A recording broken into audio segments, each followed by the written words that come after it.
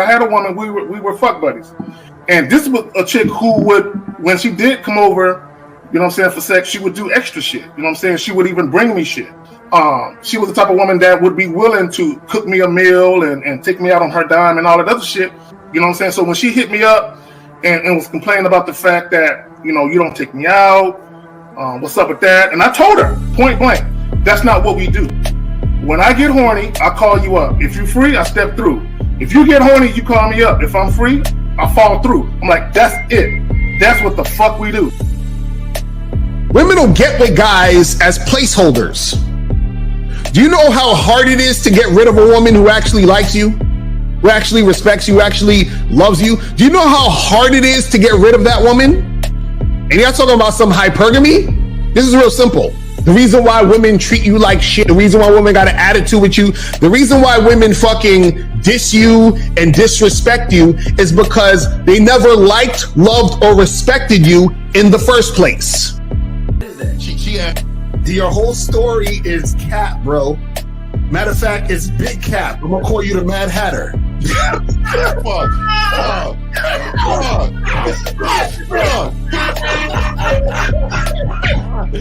Fuck.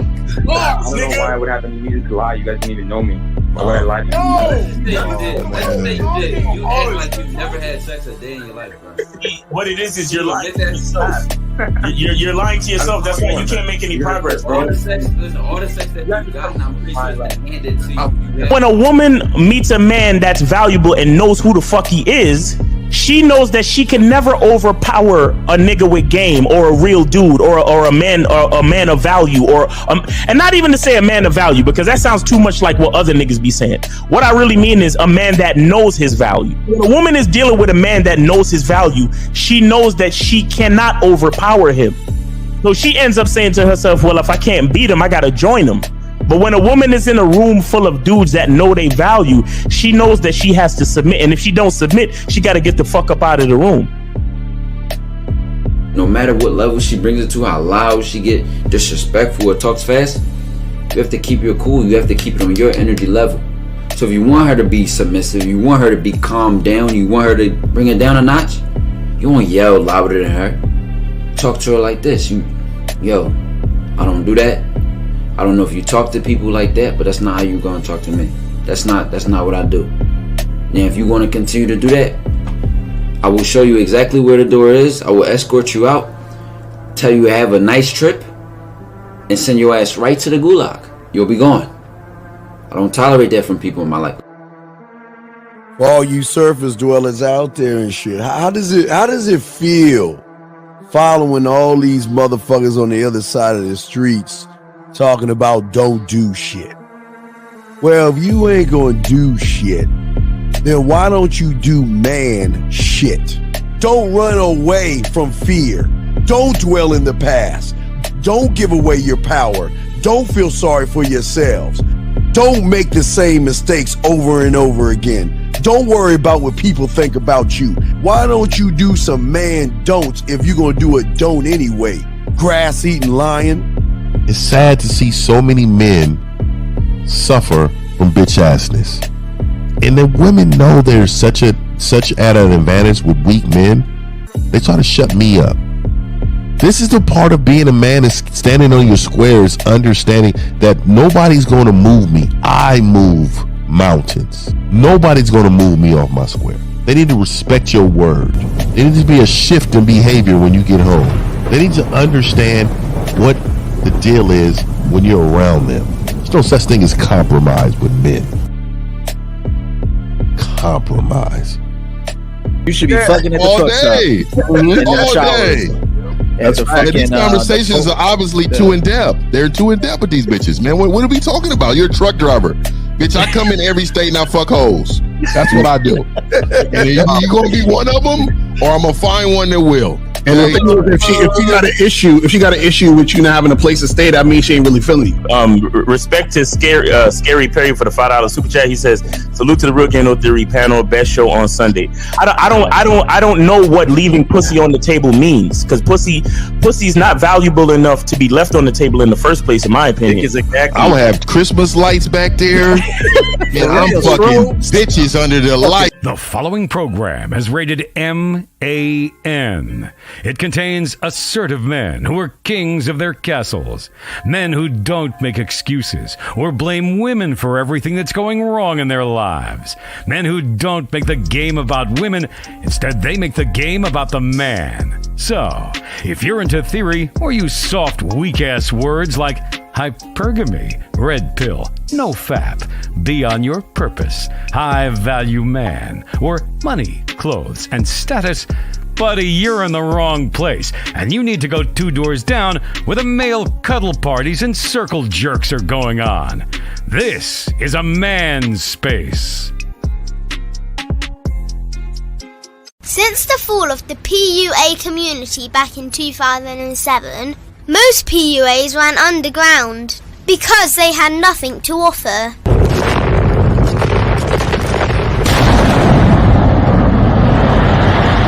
The content creator has become the hero today, dedicated to one single objective: to declaw and defang any person who listens. They decided to join forces to create a cult, and never giving those who listen a solution. It's all about clothes, cars and money, deception and manipulation, indirect game, going your own way. They talk pills and plates. They complain. They blame. Fake it till you make it. I just don't get it. A man doesn't need to lie to meet women. He just needs to learn how to spit flavour in her eyes and in her ears. Thanos broke down the game when he said, "As long as there are those who remember what was, there will always be those who cannot accept what can be." Even in darkness, a man can find light. Sometimes the world doesn't need a group of fake heroes teaching lies. Sometimes the world needs a group of anti-heroes to bring balance, order, and truth to the game. It's time to summon the authentic players of the game.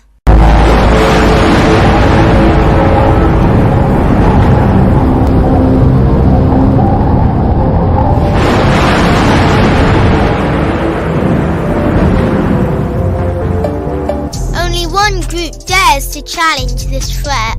Gathered together from the cosmic regions of the streets, these anti-villains are hated because they put all the accountability on the man. They know the game will never be about women. They fight for every young man who is trying to learn their family name. Dedicated to truth, keeping it real, and manhood. Get your notebooks out, ask questions, and call in. Don't just listen to the message, become the message. Let's join it. What's good, guys? What's up? What's up? What up? Oh, what's up? What's up? What's popping? What's popping, man? What's good? Right.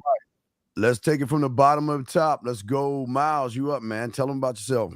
Hey, what's going on, man? It's your boy Miles Cunningham. Shout out to everybody on the panel. Shout out to everybody in the chat. Make sure y'all go check out the Masculine Identity Membership at masculineidentitymembership.com. Appreciate y'all, man. Appreciate being here. It's always grateful for another day above ground. So let's go. Let's get it. All right, Lucario, you up? What up? It's your boy, Mr. Lucario, the bad boy, the dating game. Make sure you guys go to Bad Boy Membership, masculineidentitymembership.com. Make sure you go to manmindset.com. Make sure you hit up my dude 1950. Make sure you hit up K-Zaggin, because listen, this is where you get the game, guys. This is the place. So let's go. Let's make it happen. Facts. Right, guys, it's the place to be, guys. Make sure y'all ask a question, call in. Also, guys, the Sexoween, I went over it last night. Check that shit out, man. Showing you how to get some pussy doing Halloween and shit. All right, you got it, man. Hey, man, this is the only place on the internet we tell you the truth. We tell you when you ain't shit, and then we tell you when you got it. So don't go nowhere else. Let's get it going. Back. All right. Well, the guy that normally writes the shows and gives us ideas on the shows is not here now. So let's go on the topic. Keeping women focused. What say y'all? Let's go ahead and roll on that shit. To keep women focused, we have to stay focused. You know what I'm saying? I was wondering if this topic had anything to do with the rapper that got slain in California. Are you talking about PNB Rock? Yeah. I was wondering if that's why this topic came up. But in either case, it all goes back to the same lesson. A woman is always following our lead. You understand? And this is something that I can't figure it out. Like, I'm trying to really pinpoint where men forgot that fact. You know what I'm saying? Like where do you like? It's just ridiculous. But women are always following our lead. So if our women lose focus, it's literally because men are losing focus. You understand? And looking at that situation, focus was lost. Definitely. You understand? Focus was definitely lost, and things happened that showed the detriment of losing focus. You understand? So as men, we got to stay focused on the task. We got to stay focused on what we're doing and manage accordingly. You understand? That's why the first three letters of manage is what? It's man. You know what I'm saying? So it's real shit. Let's get it, man. Let's get it, because it's we got to stay focused. Look, we're the ones with the logical mind, so focus it has to start with us. It's the women who have the luxury of being able to stop and pause and smell the roses and think about how they feel and worry about things and how this might affect the other thing and so on and so forth. But we're the ones that got to stay focused on the progress. You understand? So as men, in order to keep women focused, we have to be focused 100%. I'm always hearing guys talk about, marriage is a jail's a prison sentence, and relationships are this and all. I mean, that shit blows me the fuck away. How the fuck can a man be a man if he can't even lead, not only, like you say, Miles, himself, but also the relationship? A lot of these guys out here, they're not, they're too focused on the woman. So how can a woman be focused on anything when a man is too focused on her? Too focused telling her how beautiful and how sexy, how gorgeous she is. And you know what? I want day one marriage, all that shit. And the woman has not even focused herself on the man. See, when we are focused on ourselves, that means that they need to get off of their focus and focus on what they need to do to keep our time and our attention to see if they worth anything. And then again, this is where everything is going wrong, where we go right though.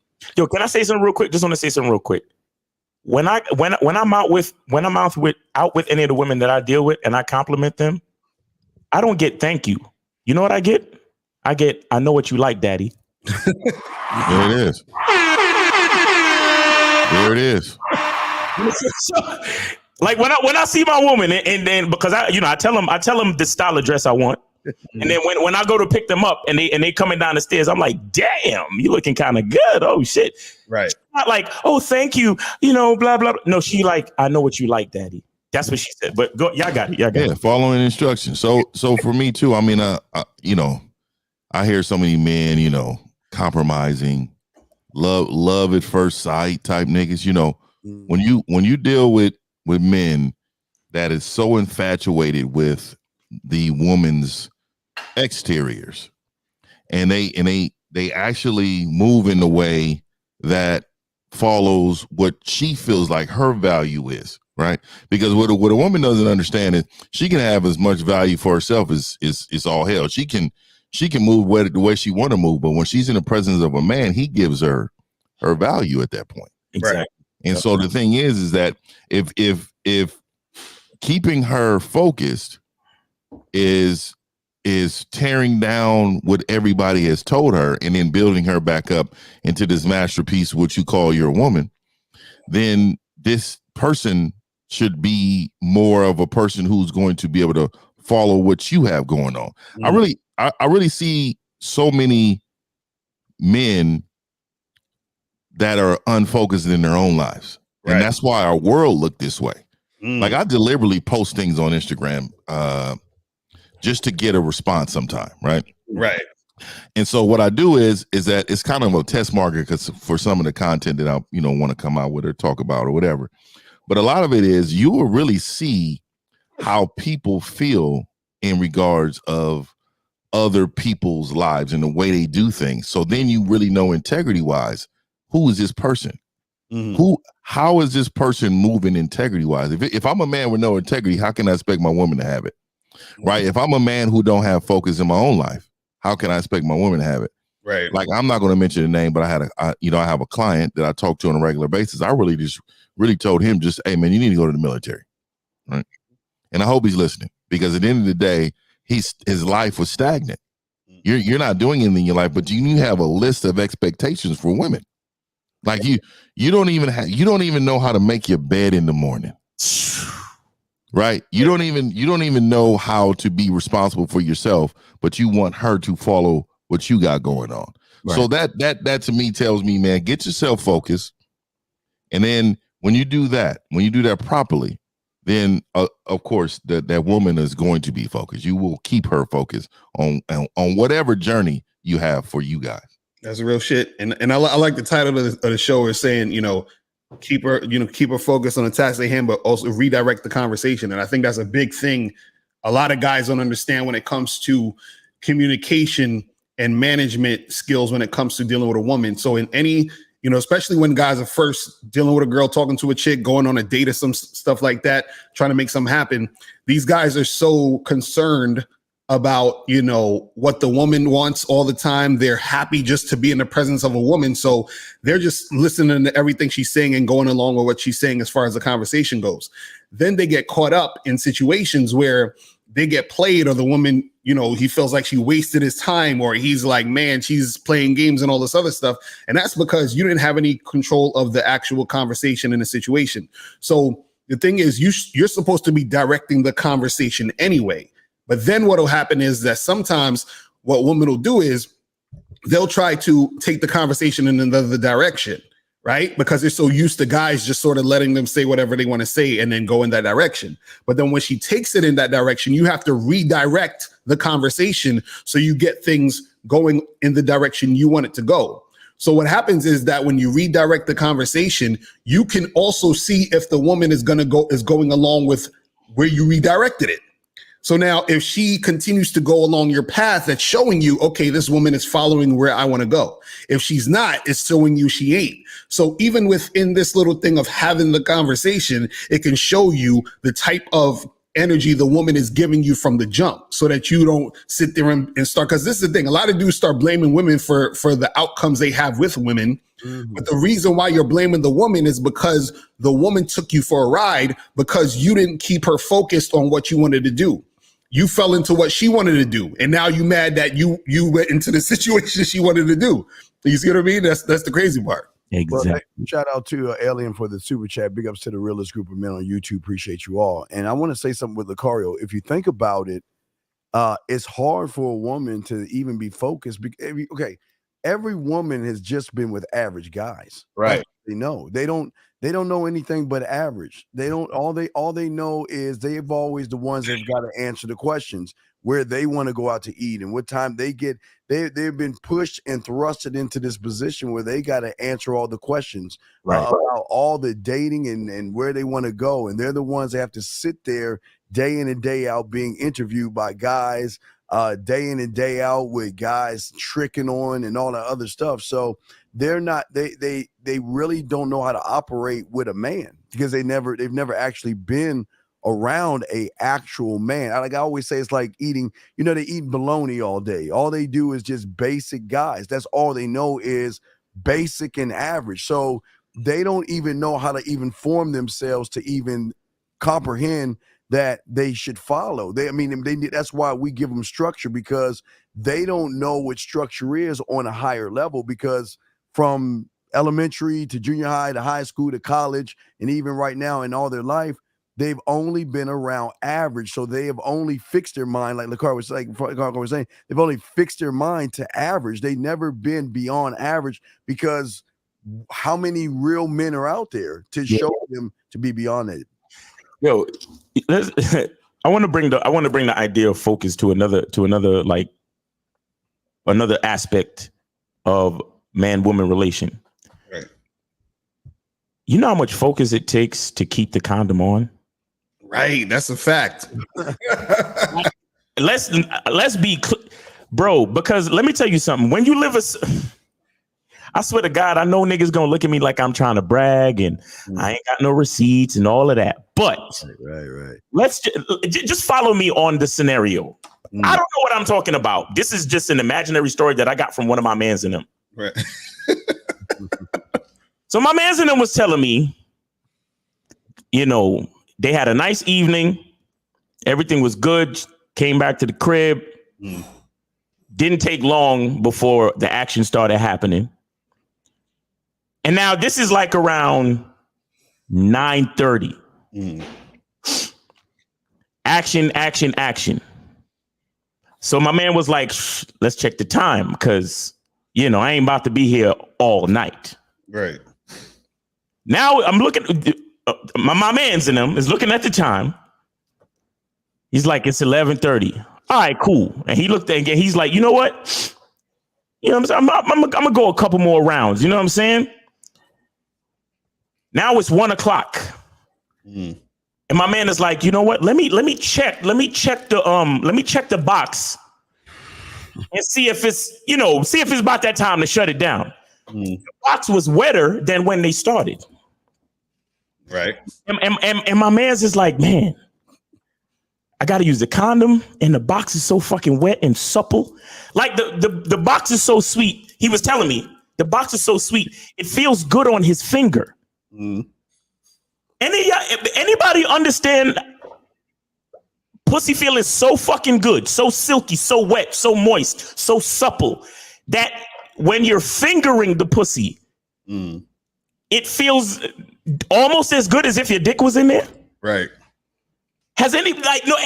My man was explaining this to me in detail, and I was like, bro, that's remarkable. Because me, I don't know nothing. I ain't never been with a woman. I don't know nothing about nothing. So imagine, you think about it. The fucked up part with the finger is that he didn't use the finger with a condom. He put the finger in there raw. And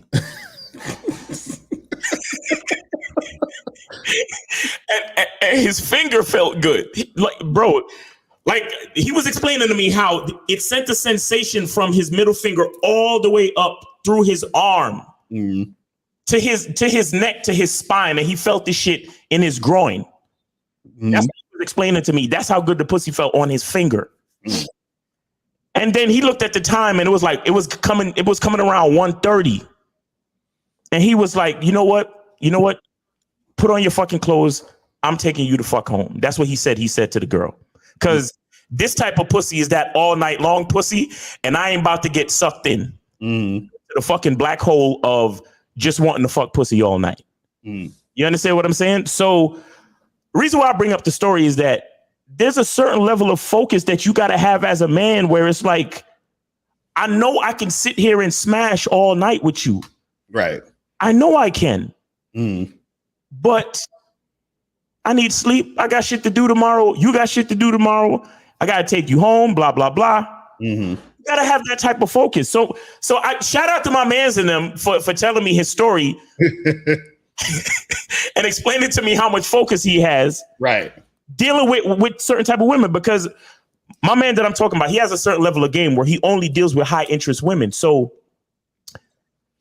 the pussy just stays wet, bro. You understand? And when you feel certain levels of wetness in the pussy, even after you've been smashing for hours, and then you feel it again, and the shit feel like a goddamn, what can I compare it to, man? What can I fucking compare it to that everybody knows about? I can't even explain. Like, you ever been to a water park and went down one of them like water slides with the water running? And they fucking they push you off the thing, and you gotta put your hands like this. Right. And it's just everything is just like gliding, like just fucking. That's how the shit felt, bro. It felt like you could slide from here to Tennessee without losing any friction. That's what it felt like, bro. No, excuse me. That's what my man was telling me. Right, because you don't know nothing, Miles. I don't know shit. I don't know nothing. You know, Miles Cunningham. I'm just a dickhead. Be yelling and I have low confidence because I be wearing glasses and all that. I don't know what the fuck I'm talking about. But bottom line is, what I'm saying is, there's a certain level of focus just on the sexual aspect. You know, things like this is what cause unwanted pregnancies and shit. Because when you got a woman that interested in you, feeling you, and the box is so fucking slippery and supple, and it's just gushing for you, bro. It's like I could understand how niggas would just be like, fuck that. I'm gonna get up in this motherfucker raw. I don't care what happens. You understand what I'm saying? But that's where focus comes in. Because remember, the woman is feeling you. So if you want to go up in there raw, go ahead. She's really not gonna stop you. Now, when shit starts to hit the fan, then it's gonna be a conversation like, oh my God, are we ready to have this baby? I don't know, but right there in that moment, in that bed, while that pussy is wet and gushing for you, she's not gonna tell you no, bro. Right. So it's really up to you, the man, to say, let me take your ass home because this is some all night pussy and I'm not fucking with you like that. You know what I'm saying? I'm not letting my life. I'm not going to alter my life just because this shit feels so good. I'm not going to do that. I got to stay focused.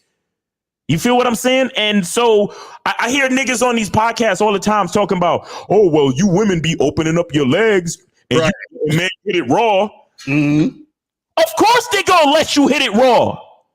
Right. They're gonna let, if they feeling you just a little, even if they only feeling you sexually, but they feel like you a piece of shit. You a piece of shit, ain't shit, nigga. You a felon, Pookie, Ray Ray, whatever you want to call it.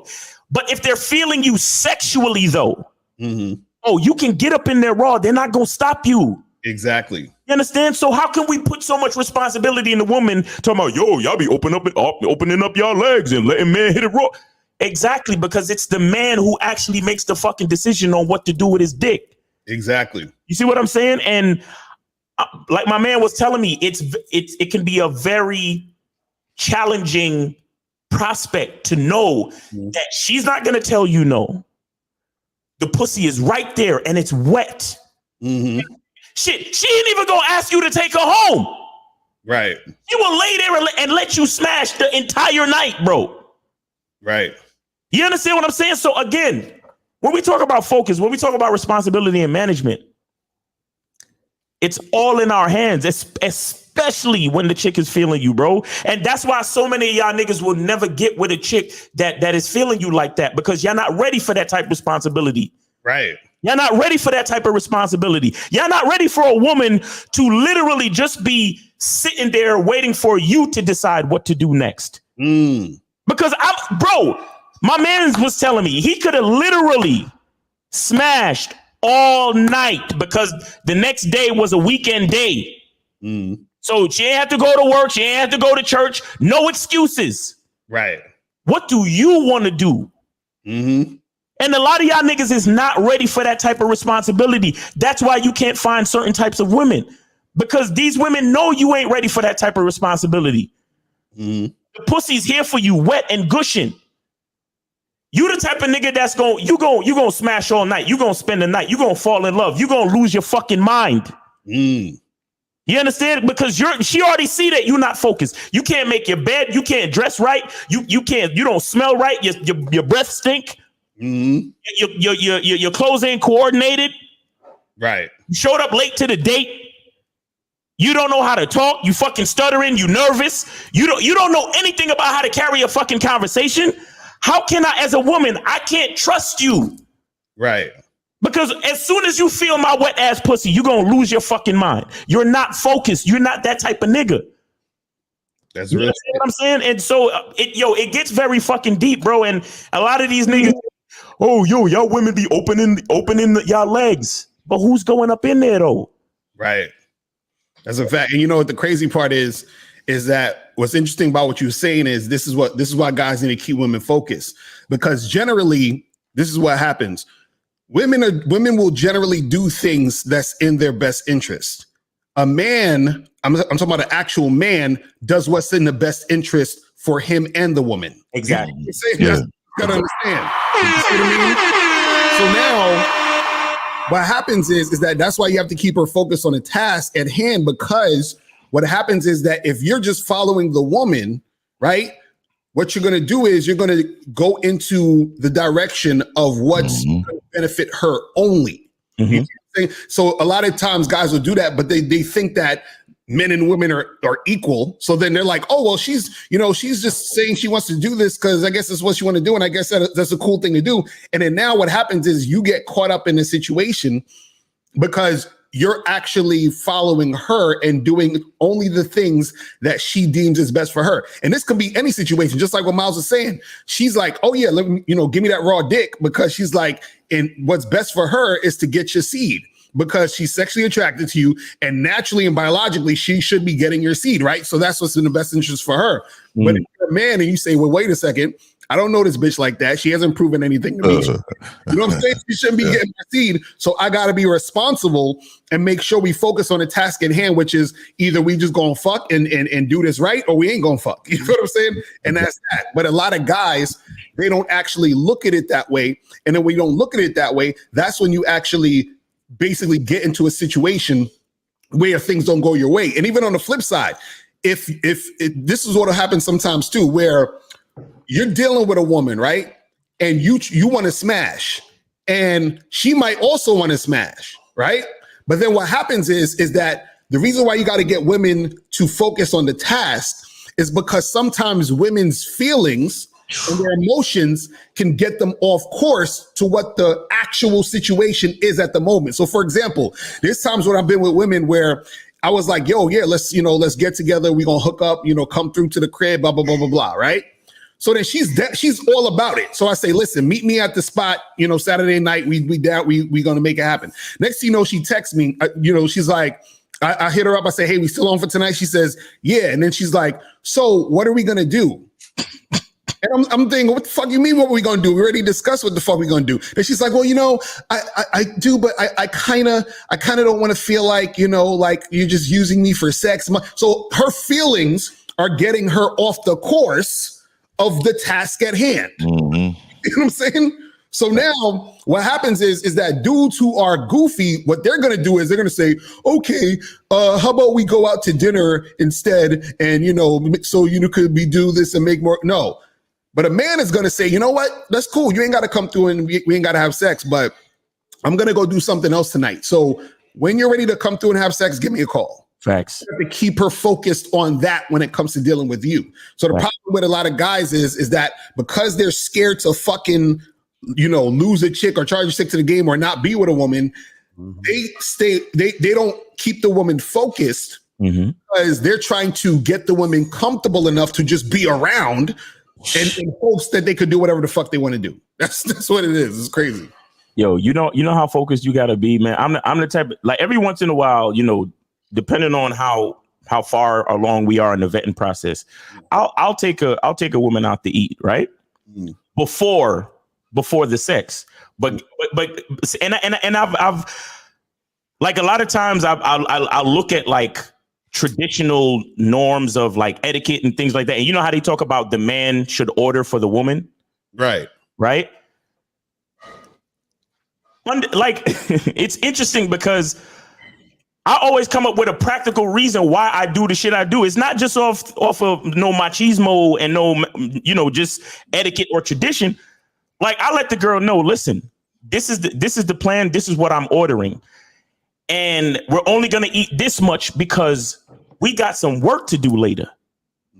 Do you understand? And the woman, she's all down, because here's what the average nigga gonna do. He gonna let the bitch eat whatever the fuck she want to eat. Right. So she could get bloated and then later on when it's time to smash, oh well, my stomach just a little bit. No. I better not ever hear that. See, at the same time, we would never eat again. Ever in life. We're not even talking about gag reflexes and all that other shit. But the point I'm trying to make is I'm focused enough for the both of us. Right. So I already know how many calories we gonna eat together. I'll even order dessert for a bitch. We'll take a couple bites and then I'll be like, all right, stop. I'll move it to the side. I'll tell the waitress, all right, we're gonna box that up. Because I'm focused enough for the both of us. She ain't even got to think when she with me, bro. Right. She ain't got to worry like, oh my God, am I eating too much? Does he think I'm a glutton? No, you ain't even got to worry about all that shit. I will tell you. This is why when I hear them niggas talk that, yo, what does a woman bring to the table? Bitch, I don't need you to bring nothing to my table. If I do need you to bring something to my table, I will tell you what to bring. Mm-hmm. I will tell you, because that's how much focus I got. That's how much I'm planning the evening. The experience is already planned out. Bro, I swear, man, women... And, you know, and the sad part is, again, like I said, most guys they are not ready for this type of responsibility. They're not ready to really deal with a woman and have those things in mind. Cause the average type of nigga just gonna be like, well, I want her to be happy and, you know, happy wife, happy life. So bitch ass nigga, man. Whatever you want, drink as much as you want, do whatever you want. And then when y'all get home and she's like, I'm kind of drunk and tired and I'm bloated, I don't feel like we should have sex tonight. And then he just be like, okay. Right, exactly. And then he go watch TV and she fall asleep. Mm-hmm. And that's the experience that happens. Why? Because the whole time you just scared of not losing the bitch. Right. Where in the meantime, a nigga like me, I'm focused on the experience. Mm-hmm. I'm already ordering, already got shit planned, already know what's about to happen. Rosebud, accidents don't happen to motherfuckers that got game. Exactly. You see what I'm saying? But we got a call if y'all ready. Yeah, and that's the real thing. I'll say this real quick before they get to the call is that you should know your chick. Your chick don't necessarily need to know you. You need to know her. You understand what I'm saying? But that's all I want to say after what you're saying with all that. But we can go to call. Yes, all right, let's get it, man. 714-714. You are on live with the Real Game. Hang up on that bitch. All right. Hang up on that bitch. All right, yeah. So we good on calls. We good on calls now. Y'all want to get some questions? I can't stand no bitch ass niggas that will call in and try to be a part of something, man. I don't like that type shit, man. What was that? That they just that's that bitch talking shit, man. Yeah. What it was? He was like, hey, that shit. It is what it is. That nigga Steve remember the number and shit. So guys, call up 516-387-1224, 516-387-1224. Is it up to the man to keep his woman in shape? Is that also a method of keeping her on task? Yes. Well, yeah, absolutely. Yeah, I mean, it depends on what that is, because I think self accountability and love for yourself needs to happen too, right? Of course. So for me, yeah, I like a certain shape, right? But you know, if it start to get out of hand, I'm of course we gonna be involved with some working out. But the thing is that I need somebody who's responsible enough to maintain that and want to maintain that because they know my eyes matter. Of course, you know what I mean? Definitely. So go ahead. You got it. You know, I was gonna say that I think it's a mixture of both. I think that's where compatibility comes in. I feel like, you know, a woman, you because if you're on point, then you know you got to exercise. You know you got to do something physical to make sure you maintain your health and your longevity and things like that as a man. You understand? But at the same time, you're looking for a woman who's compatible. Where if I tell a woman, hey, let's go for a 4 or 5 mile walk in the park, I don't want to hear no, do we have to and blah. No. It don't work that way. You understand? So the thing is, you're looking for that compatibility. You're looking for the woman that understands that type of lifestyle to begin with, right? And not that it's necessarily your responsibility to keep her in shape, but at the same time, because you're about that lifestyle, you're going to encourage her own responsibility to keep herself in shape, right? So shit, every once in a while, I'll get a fucking instead of a twerk video, you know what I get? I get a video of squats. I get a video of fucking deadlifts. You understand? I get a video of I get different bro. My game is so I just love my life, my nigga. I swear to God. You know I like kitchen photos. Kitchen photos? I like to see what Tupperware you got in that. That's what I'm saying. What that Tupperware game look like in there? That's what I'm saying. Like it's a different level. When your woman understands you on a different level, it's different, man. It's different. A lot of y'all dudes, I understand. Y'all young. Y'all just finding out who the fuck we are last week, 1 month ago, whatever. So y'all still just on some trying to get pussy shit. But I'm telling y'all, fellas, when you reach a certain level, it's the shout out to Steve the Dean, because you don't need to worry about the pussy because you already know it's yours. Don't have to. That shit is a default. Pussy getting is a default. That's the default setting for all women that fuck with me. You understand what I'm saying? So the thing is like, what else are we doing? You got some business acumen. You got some. What do you have for me? What do you have for me? Because the pussy's already mine. Right. You understand? And I took the dick off the market years ago. So for me, it was more of you had to earn this. Like I'm hearing a lot of people, you know, especially that last question right there. Yeah. Well, taking all these women out so they know. See, I would never take a woman out just because I'm trying to hit some pussy, right? Like if I'm trying to hit some pussy, then that's the conversation is going to be like prior to even doing anything. I'm doing things because this is my lifestyle. But at the end of the day, also too, you know, I think, you know, there's so many men that just don't have no value in themselves. Like I said a couple weeks ago, man, it's 99-cent D, right? These motherfuckers don't give a fuck about who's in their presence. They don't even care. As long as a woman has something to look like that they like, they want to have sex with her. And it don't matter how she acts, how she treats them. It does not matter. Sad. Because that is where the man has lost focus. Exactly. Right? That is why women lose focus. You know what I mean? But we got two. Well, let me answer 50's question real quick. He said, you said the man needs to know the woman. I thought the woman needs to get to know the man and his program. Would you please expand on this? No, the woman needs to know that she has to follow the guy. She has to follow his instructions. She has to know that she has to adhere to what he's trying to do. Right. When I'm saying that, she doesn't need to know him in the sense of she's not leading, so she does not need to know him to lead him. You see what I'm saying? Right. You need to know your woman so you can lead her. You see what I'm saying? So the thing is, like, if you're at a job, you know, you're the employee, so you don't need to know the ins and outs of the company necessarily because you just come through and do the task that you was told to do. But the company, the CEO and everybody needs to understand and know the employees to know, okay, I can put this guy here. I can, promote this dude. He's been doing this. He's been doing that. They need to know the ins and outs of how you're operating so that the whole entire thing can operate and run smoothly. You see what I'm saying? That's what I'm talking about. Facts. All right, so let's get to 862. 862, you're on live with the Real Game No Theory panel. Let's get your name, age, and city. How can we help you? Lawrence, 29, North New Jersey. Peace to the panel. What's going on, y'all? What's up, man? How you doing? What's good? I can't complain, you guys. My question is today, like, okay, so I'm a bounce at a nightclub, right? Normally I have an even temper. I'm a pretty big guy.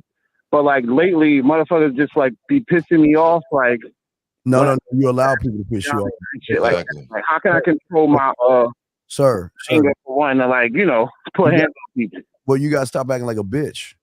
You're the problem. You see, people gonna pick on weak motherfuckers. I think 50 said in Power, you act like a bitch, you're gonna get treated like a bitch. So you're the problem. You're allowing other grown men to dictate how you move. What kind of man does that shit? And all this, and I can tell you have a problem because first thing came out of your mouth is you try and tell us how big you are. Who gives a fuck how big you are or how small you are? So why are you trying to get some validation of how you look from us, knowing that you're the problem, big dog? Motherfuckers smell bitch, they're gonna go on the attack. When a bitch hurt, he gonna hurt a bitch, right? Got a point. So I train guards, bouncers. I mean, all security guards I train, right? One of the biggest things that I teach them is understanding that they're beneath you, understanding that the thought process of them visiting your establishment means that they're there under your rules and under your command. Now, if you lose focus of that means you're being too emotionally invested in what this individual is saying, and individually you are weak because you allowed it. And if you allow it, you will lose everything because of your reaction. Now, you have to understand, even as a bouncer, and I don't care what state you're in because I know the laws, you don't really have too many leadway to hurt anyone. Do you understand that if you do something to someone, they can sue you and take away every life asset that you had because you allowed that individual to get in your head, and now you're going to lose everything that you have. And I'm telling you straight law. So again, I don't care if I ship my guards to a bar.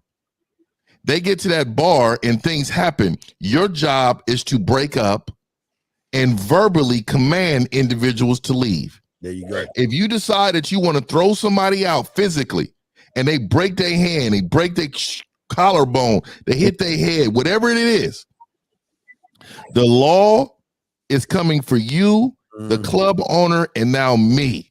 So I'm going to immediately terminate you. They're going to sue you. And now you have a world of problems because of what? You were too emotionally invested in what these people and individuals were saying. Right. Got that? That was a great answer. Shit. Right. Okay. Yeah. All right. Can I ask one more question, please? Yeah, go ahead. I noticed that you guys are on a panel, and I watch all you guys' programs individually, and how you guys don't be rattled by anything.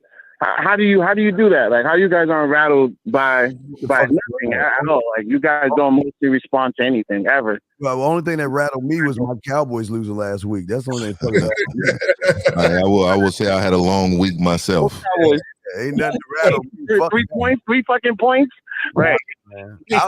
I will say this too, man. I think I'm so comfortable in me, right? And I know that I have way more to lose than anybody else in the world. Meaning, for my life, right? What means for me is it what's powerful for me is discipline. I know, like, I always post things on my social media. I'm gonna go back to this about people so invested in other people's lives that in their own lives they ain't shit, right?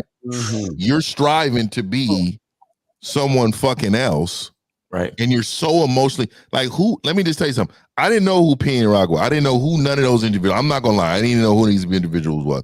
It's sad how you die, but there's so many people invested in this man's life that they lost focus of themselves. If you look at somebody's totality of their life, meaning how they represent themselves, like I know, like, these guys on the panel, so I know how they move. I know how they're going to be moving, right?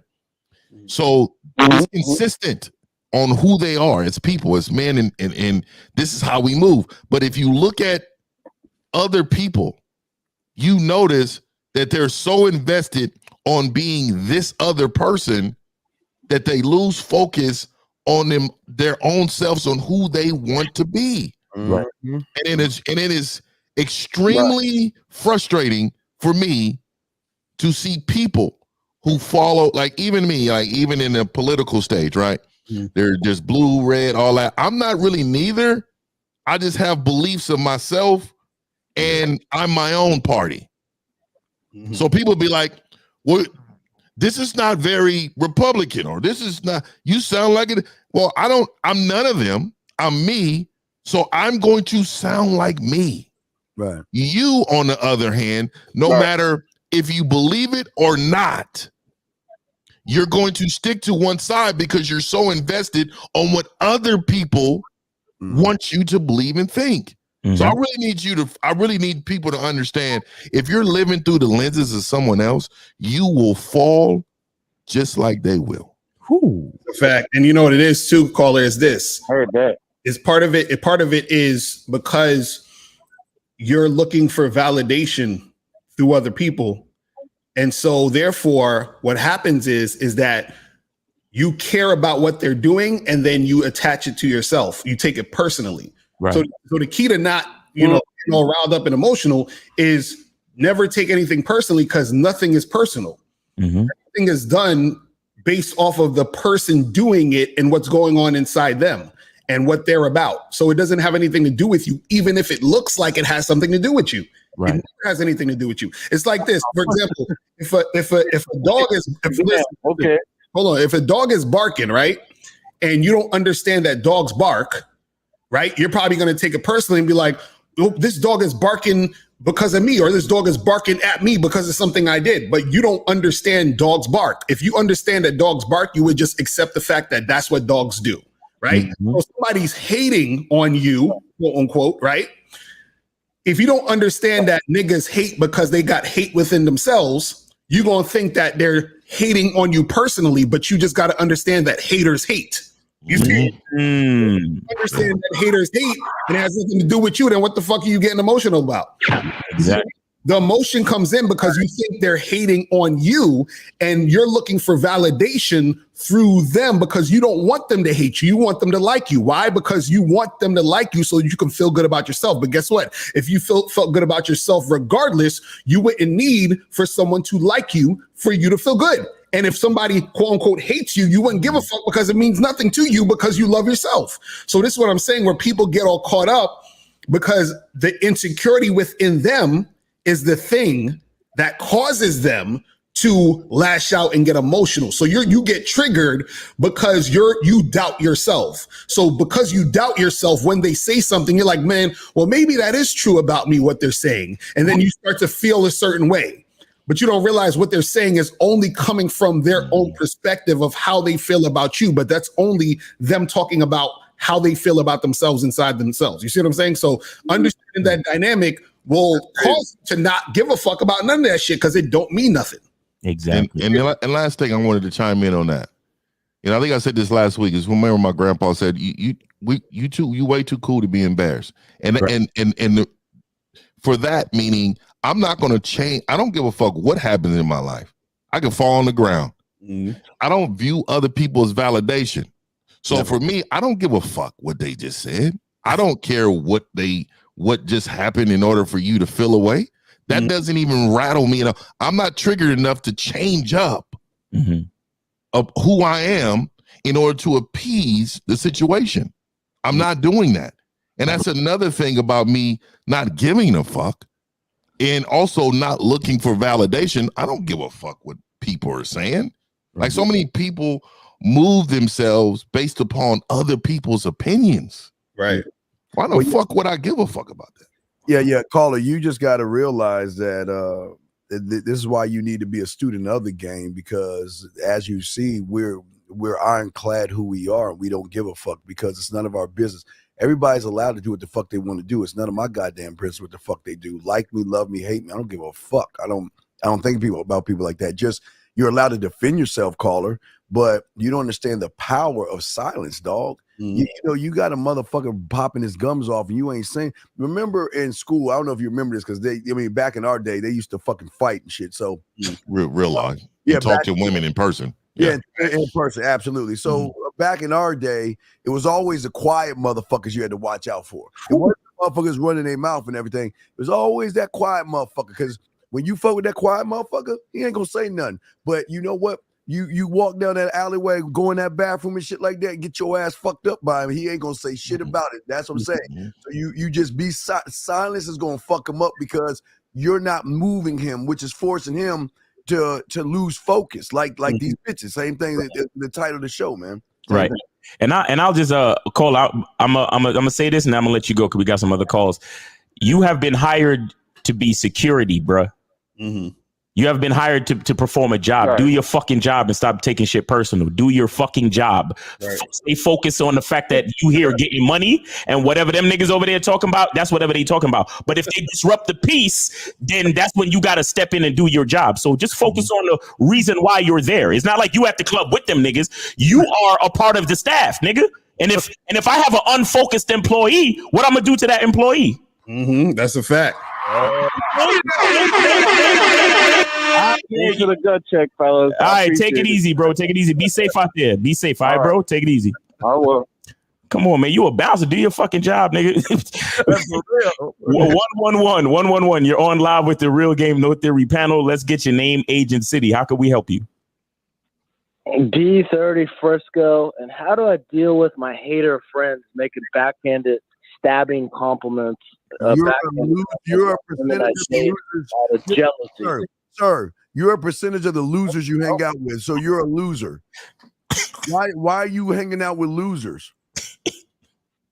Why do you hate yourself? You're telling me, D, I need to call them Graphene Line and cut them the fuck out? No, you shouldn't be cutting them fuck out. You should be fucking them up in the day. Bitch, get the fuck out of my face. You're a loser. Yeah. I'm gonna check this out, D. Let me try. No, don't try. See, now you already lost. Niggas don't try my life, motherfucker. That's what I'm gonna tell them. All right, caller. We appreciate you for calling in, man. Take it easy, man. Why do you guys always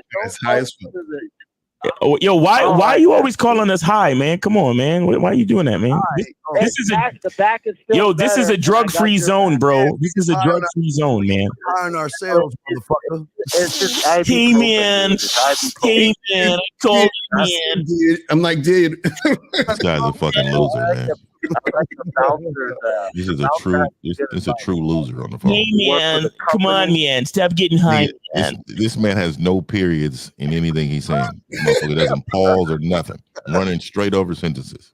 All right, let's get his 757. You're on live with the Real Game No Theory panel. Let's get your name, age, and city. How can we help you? Yo, what up? It's Tony Bays calling from VA, and I'm 29 years old. All right. What's up, man? How can we help you?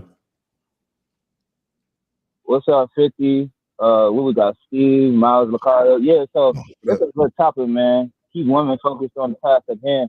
Like, I'm calling in because this just happened to me like in June before the summer. I had to cut this junk off, man, because we was together for about 3 months, but I told her, a specific set of rules at the beginning.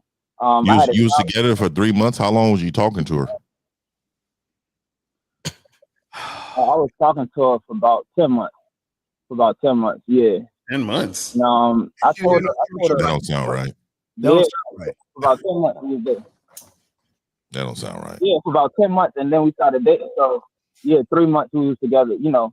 So but anyway, I just got this job in Virginia, and it's $85,000 a year. And I told her once I get this job, I'm staying here.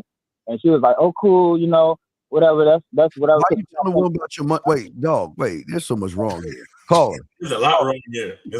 In 10 months. 10 months, right? In 10 months, she should already know her role at the dinner table. Number one. Number two, why the fuck are you?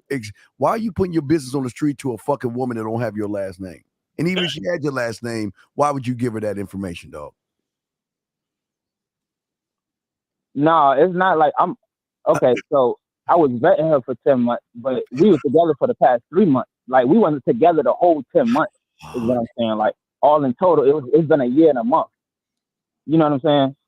Okay, so you told her about your job, and what? So what's the question? What happened? What's the issue? No, I'm saying I was about to say, am I in the wrong because she violated what we agreed upon, her staying here, but she tried to act like, Caller, when did y'all break up? We just broke up in June.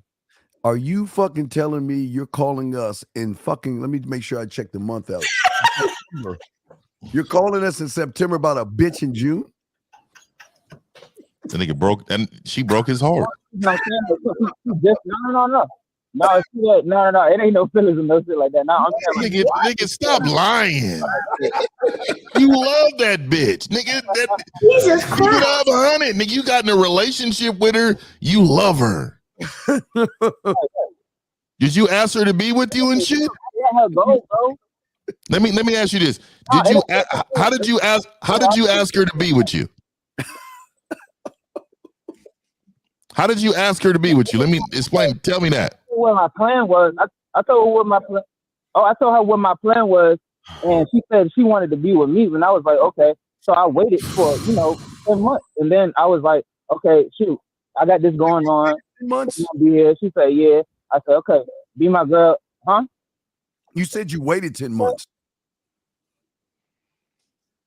She wanted to be with you. You waited. She wanted to be with you. You waited. Wait, hold on, call her. She wanted to be with you. You waited 10 months. You made her your girl for 3 months, and then she broke up with you, right? You didn't break up with her, right? She wanted to go to Chicago, so I said go. So basically, I told her to leave. Nigga, go to Chicago, man. You know you want to go. Good to go. Just go. Get on that plane right now. Get a ticket. He love her. I'm tired of these niggas acting like they don't love these bitches, man. Hold on. Cool out. Fuck all of that other shit. Fuck the story. Fuck everything. Why are you calling us, bro? Because I was trying to say, to keep women focused on the task at hand, is it right to go ahead and break it off? Or like, should I be like, oh, well, since you wasn't. No. Hold on. See, you're getting it. You're kind of getting it wrong. You understand? Keeping a woman focused is about you being focused, bro. Yes. You understand? And we're not twisting a bitch's arm to stay focused. She has to want you. And then once you're focused, she will be focused. Yeah, it's two things. She has to want you, and you have to be focused. You being focused and her wanting you equals her being focused. Do you understand that? And okay, so based on that equation, hold on, caller. Based on that equation, what was missing? Focus. Her focus. The focus. No, caller. Let's rewind again. Now, for a woman to stay focused, it takes her 1, she has to want you. 2, you have to be focused. So her wanting you and you being focused equals her being focused. Based on the equation, what was missing? Her wanting me. She never fucking wanted you, nigga. She never really wanted you. So how you trying to keep a woman focused that don't even really want you? Because I already put her in position, like she was doing stuff in my business. Why would you? That's what I'm saying. Why would you put her in position when she don't really want you, bro? You just admitted she didn't really want you. Why would you put her in position? Because it was a good business move at the time, but then we end up getting. I was just with her for 3 months, but we still doing business together. That's what I'm saying. So wait, so hold on. So for the 10 months for the 10 months you were supposedly talking to her, what were y'all doing in those 10 months? So we was building stuff together. Like it wasn't even about like what were you building? But we do lending together. Like we lend credit and then we get 2 to 3% and 5% every month. So we do collateralized lending together. So that's the difference. So wait. Hold on. I'm confused. So that's all I'm saying. So these 10 months she was just a business partner that he was living with. Right. That's what I'm saying. And you was living with her? And then no. She wasn't living with me or nothing. She was in Virginia Beach. I was in Newport News, so that's about 40 minutes away.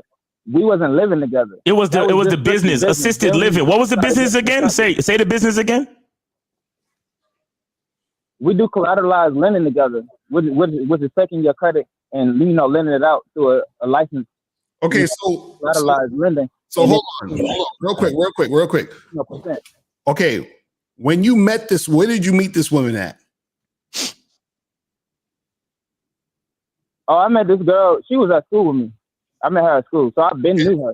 Okay, so you met her at school. Now, when you first approach her, did you approach her on some business shit, or did you approach her on some let's get together and do some fucking or whatever? Like shit. He wasn't trying to fuck. What were you doing? He's trying to fuck. Oh no, yeah, I see. Yeah, you right. I was, you right, Steve. Okay, so there you go. So you was trying to fuck, and she didn't want to fuck. No, not at first. Exactly. She wasn't into you, bro. She wasn't feeling you, bro. That's what we saying, bro. So he went into business over a bitch. He was trying to. That's what we trying to tell you, brother. It's not over that. It's like, yeah. No, Steve, you're right. No, you're right, Steve. I did try to hit at first, but at the same time, I didn't take her out on no date or nothing like that. You know what I'm saying? We end up talking because like to me, I was like, well, damn, dick is the fucking. You know what I'm saying? It's the date. Like, I'm not taking you out. But we had the business and we started doing business together. We wasn't in no relationship until 3 months ago. We were just. But this is what we trying to say, bro. This is what I'm saying. Because she wasn't feeling you, right? She's not going to be able to get on your program really because she wasn't feeling you. Right. From the beginning. She was feeling the business opportunity. She was feeling that. You know what I'm saying? But caller, listen. Can you explain collateralized buildings and loans?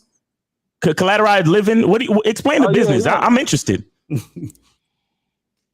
It's called collateralized lending, and basically what you do is when you get, your credit up, either a business credit or your personal credit, you can lend any type of credit that you get, 50,000, 100,000. You get it to, it's like a list of licensed members, businesses, and what they do is you lend the money to the. Excuse me, sir. Question was odd to me. If that was the case, then why did you get a new job making 85,000 and telling her that you got a new job then? Yeah.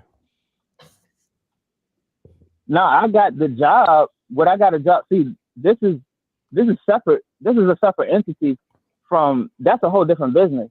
So this was the collateralized living is the collateralized. It was a side hustle thing. Yeah. That's what I helped. She helped me build. Like I put her in position for that, but then she helped you build. He was right. I started kept selling for a bit. Wait. So who was doing the collateralized stuff first, her or you? I bet you she was. No, I was. How did she help you build it? To that. So, I'm sorry. How did she help you build? Wait. She helping you build. You fell in love with her because she was doing her job? No, it wasn't even that. It's the chemistry we had. Like everything else, like it wasn't like chemistry. I fell in love because she got a fat ass and all of that. Dog. It was more so what she was doing. She was cooperating. She was on time. From the get go. So anything y'all do is chemistry. You wanted to fuck her. You went because you was a pussy. So caller, you be doing what's called a CLO, right? A collateralized loan obligation. Yes, exactly. And it says CLOs have been gaining wider prominence in market in recent years, and it's no surprise why. They have historically offered a compelling combination of above average yield and potential appreciation. But for many investors, the basics of how they work and the benefits can provide a risk they pose are wrapped in complication. Oh, okay, all right. So okay, because I thought you and your bitch was credit card scamming. I thought y'all was scamming. Pyramid scheme and shit. No, but ain't no PPP loans or nothing like that. But no, I got a job in engineering, which I went to school for. So that's my 85,000. That's your 85,000. Well, listen, bro. Listen. Here's what you need to do, bro. Here's what you need to do. You need to you need to know what you want when you approach a bitch, and if she's not giving it to you, then leave that alone. So if you hollered at her initially and she wasn't really feeling you, but you saw that she was good for business, keep that bitch on the team for business, and that's it. Right. The fact that you tried to make her your girl, because here's your problem too. For 10 months, she was your business partner. Then for 3 months, you thought she was your girl. But let me tell you, the vetting process got to start all the way over. So you wasn't supposed to make her your girl after 3 months. You were still supposed to run it through another 12 months. Mm-hmm. Did you end up getting some ass? Yeah, I was about to say that. Fit. Did you fuck for those 3 months? He said he smashed. Yeah. Did you smash? Hold on, caller. Did you smash? Caller. Did you smash at any point in the 10 months, or did you only smash within the 3 months that y'all was supposedly together? Nah, we smashed after like 2 weeks of meeting. But that's what I'm saying. We met on campus, passing by, and then we hooked up. We didn't even. I'm so lost. This story is all over the place. She rejected him for the sex. When did that happen? He fucked her 10 months before they were in a relationship. Yeah, but the sex was corny and she never came back for the dick. Yeah, the dick was. She friend zoned him for 10 months. Where was this thing where you said that you tried to smash it, but it didn't happen? When did that happen? When was that? The first approach. That's what I'm saying. We met passing. And I first said, okay, look, I know you got to go to class. And that's what she did, but she didn't hit me up for 2 weeks. I seen her again. And when I seen her again, that's when it happened. She never hit me up, is what I'm saying. I didn't smash the first time. She didn't hit me up. But when you did smash, okay, so then y'all smashed after 2 weeks, right? And then when did you smash again after that? After that, it was like a week after. Like we met up on the weekend. Okay, so y'all smashed twice, and then so that's what I'm saying. The 10 months you've been smashing her the whole 10 months. Yeah, like often, I've been smashing her like other girls. Like it's crazy because a month after that, I was in the. I don't think you have those abilities to manage other girls. Bro, fuck you. You see, y'all niggas can't stay focused because y'all can't even tell a fucking story. Exactly, because he first said that he tried to get it and she wasn't with it. That's what you said at first. But now he hit it in 2 weeks. Yeah, wait. Even if you smash, you understand your fuck game was whack. Oh, caller. Even though if you got to put, your fuck game was whack, right? Because your dick wasn't enough to make her stay. She left for Chicago. She said, "Fuck that dick," right? Yeah. When you hit the bottom, they call and text you. I'm gonna keep it real. No, I'm gonna keep it real with you. I didn't give her. I gave her a lazy dick. Like I didn't give her everything. Lazy dick. So let me get this right. You're representing your own brand, and you wanna tarnish your brand. Is that what you're telling me? You're okay with tarnishing your brand? You're a businessman, right? You're a businessman. Caller, come on with that lazy dick fucking. But what's wrong with you, nigga? You gave her lazy dick? What does that mean? What the fuck is it? What do y'all niggas be talking about? What do y'all motherfuckers be talking about? I don't understand why he even bothered. Like I don't understand why'd you make her your girl? He begged her. Because I was saying like after the 10 months, like we started, like I said, like she was cooperative. She was showing me all of the signs, and I was giving her. She was putting, time and effort and stuff into everything. And okay, so now wait, stop right there. So if she's doing all of this, I told her to plan. How does all of this change within 3 months? What happened? Now she's like, fuck all this. Right. No, because she wanted a long distance relationship, but I wasn't with that. So I just. Nigga, she's not even in town? Oh my God. She doesn't even live in town. This is long distance. Yo, caller, what is your fucking question? What's your question? I'm tired of your stories, bro. Because it's all over the place, bro. Just give me your fucking question so I can let you go, bro. All right, fuck it. Stop all that shit. Just what's your question, bro? What is your question, my nigga? Because your stories are too all over the fucking place. Just give us the simple question so we can keep this shit moving. Oh, I got you, Miles. Look, bro. Look, real simple. Should I just keep it as business, or should I still like? Wait. Can you conduct business remotely with her? He want to fuck. He in love, bro. That's what I'm saying. All right. Cut the bitch off then. She's done. She's gone, and you can't do nothing remotely. Cut it the fuck off. Focus on another bitch. Okay, that's your answer, bro. Are we good? I got you. Jesus Christ. All right, take it easy, man. You have a great day. Appreciate you for calling. I appreciate you, man. This nigga is just like the title. He's not focused. Right, exactly. He's all over. He's all over. Like, next minute he lost me. 1 minute she's with this, next minute she ain't. 1 minute we hear, next minute she's long distance. Like give us the whole story. Guys, when y'all call in, please give us the whole entire story. Don't be adding shit on later after we done assess what you giving us. You feel what I'm saying? Like, come on. He was still trying to protect himself because he knew if he said certain things that we was gonna come for him. And that's where I'll talk about, man, you gotta be you, dog. It don't matter what motherfuckers think about you. Motherfucker, they can tell us the truth. Right. 404-404. You're on live with the Real Game No Theory panel. Let's get your name, age, and city. How can we help you? What's going on, y'all? My name is David. I'm 22 from Atlanta. My question was, for me personally, having been like outside the game, is it complex when you're on the outside and then simple after your eyes are open to it? Wait, what's the question? Wait, say that again. What the fuck is he talking about? Do it again real quick. Go one more time. I need to hear that one more time. Okay, so I'm kind of trying to understand, like, when you're outside, like looking at the game from the outside in, is it complex? But when you step inside and you kind of have your eyes opened as to what's going on in the scenario, the situations that you go into in your day-to-day life, it becomes more simple. Well, first of all, you can't look at game from outside in because game is everything. So you're in the game regardless. You see what I'm saying? It's just what your position is and where you're at in this game. So the thing is that if you're getting what you want right? And things are going your way, and you know how to make this happen, and you know what you did to make this happen, right? That just means your game is strong, your game is tight. If things are happening to you or things are going on where you don't like it, the outcome, things are not really going the way you want it to go, then usually that just means your game is weak.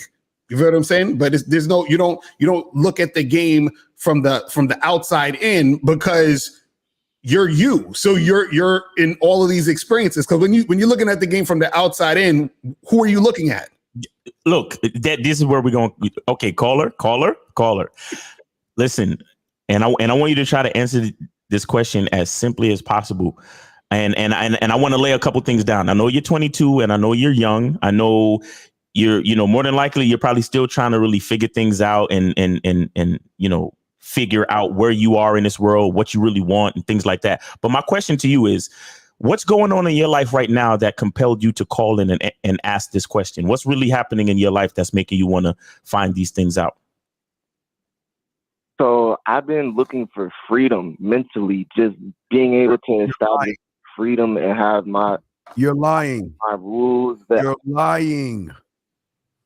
You want to know why you're lying? Because your question just reinforced why you're fucking lying. Because if you actually were looking for that shit, who's your mentor? Are you under Miles? Are you under Lucario? Are you under 1950? Who are you under? No, I'm under Steve. You ain't under me, motherfucker, talking that stupid ass shit. Who the fuck are you under? Who are you under? Because a motherfucker talking like this ain't under a motherfucker at all. Who you under?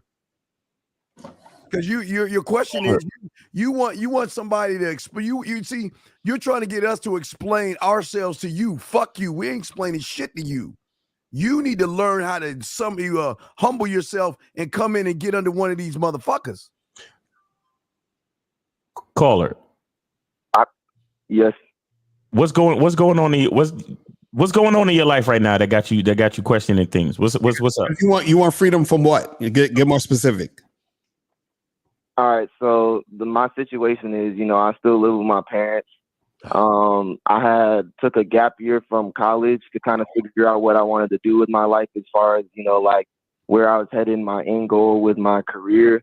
And I decided I wanted to, do music management. So I went back to school, working a job, doing my music. I was doing modeling as well, but, I had, a whole bunch of stuff just going into this time period. And, being down in the city every single day, like Monday through Sunday, whether it's for work or school and whatnot, it's just giving me a lot of time like away from the house. And I've just been able to kind of like watch and analyze the world and just see how like people move and operate. And I had been watching y'all's content. Well, really, I've been watching Steve's content every single day since August 1st. And I've done like 2 coaching sessions with Steve.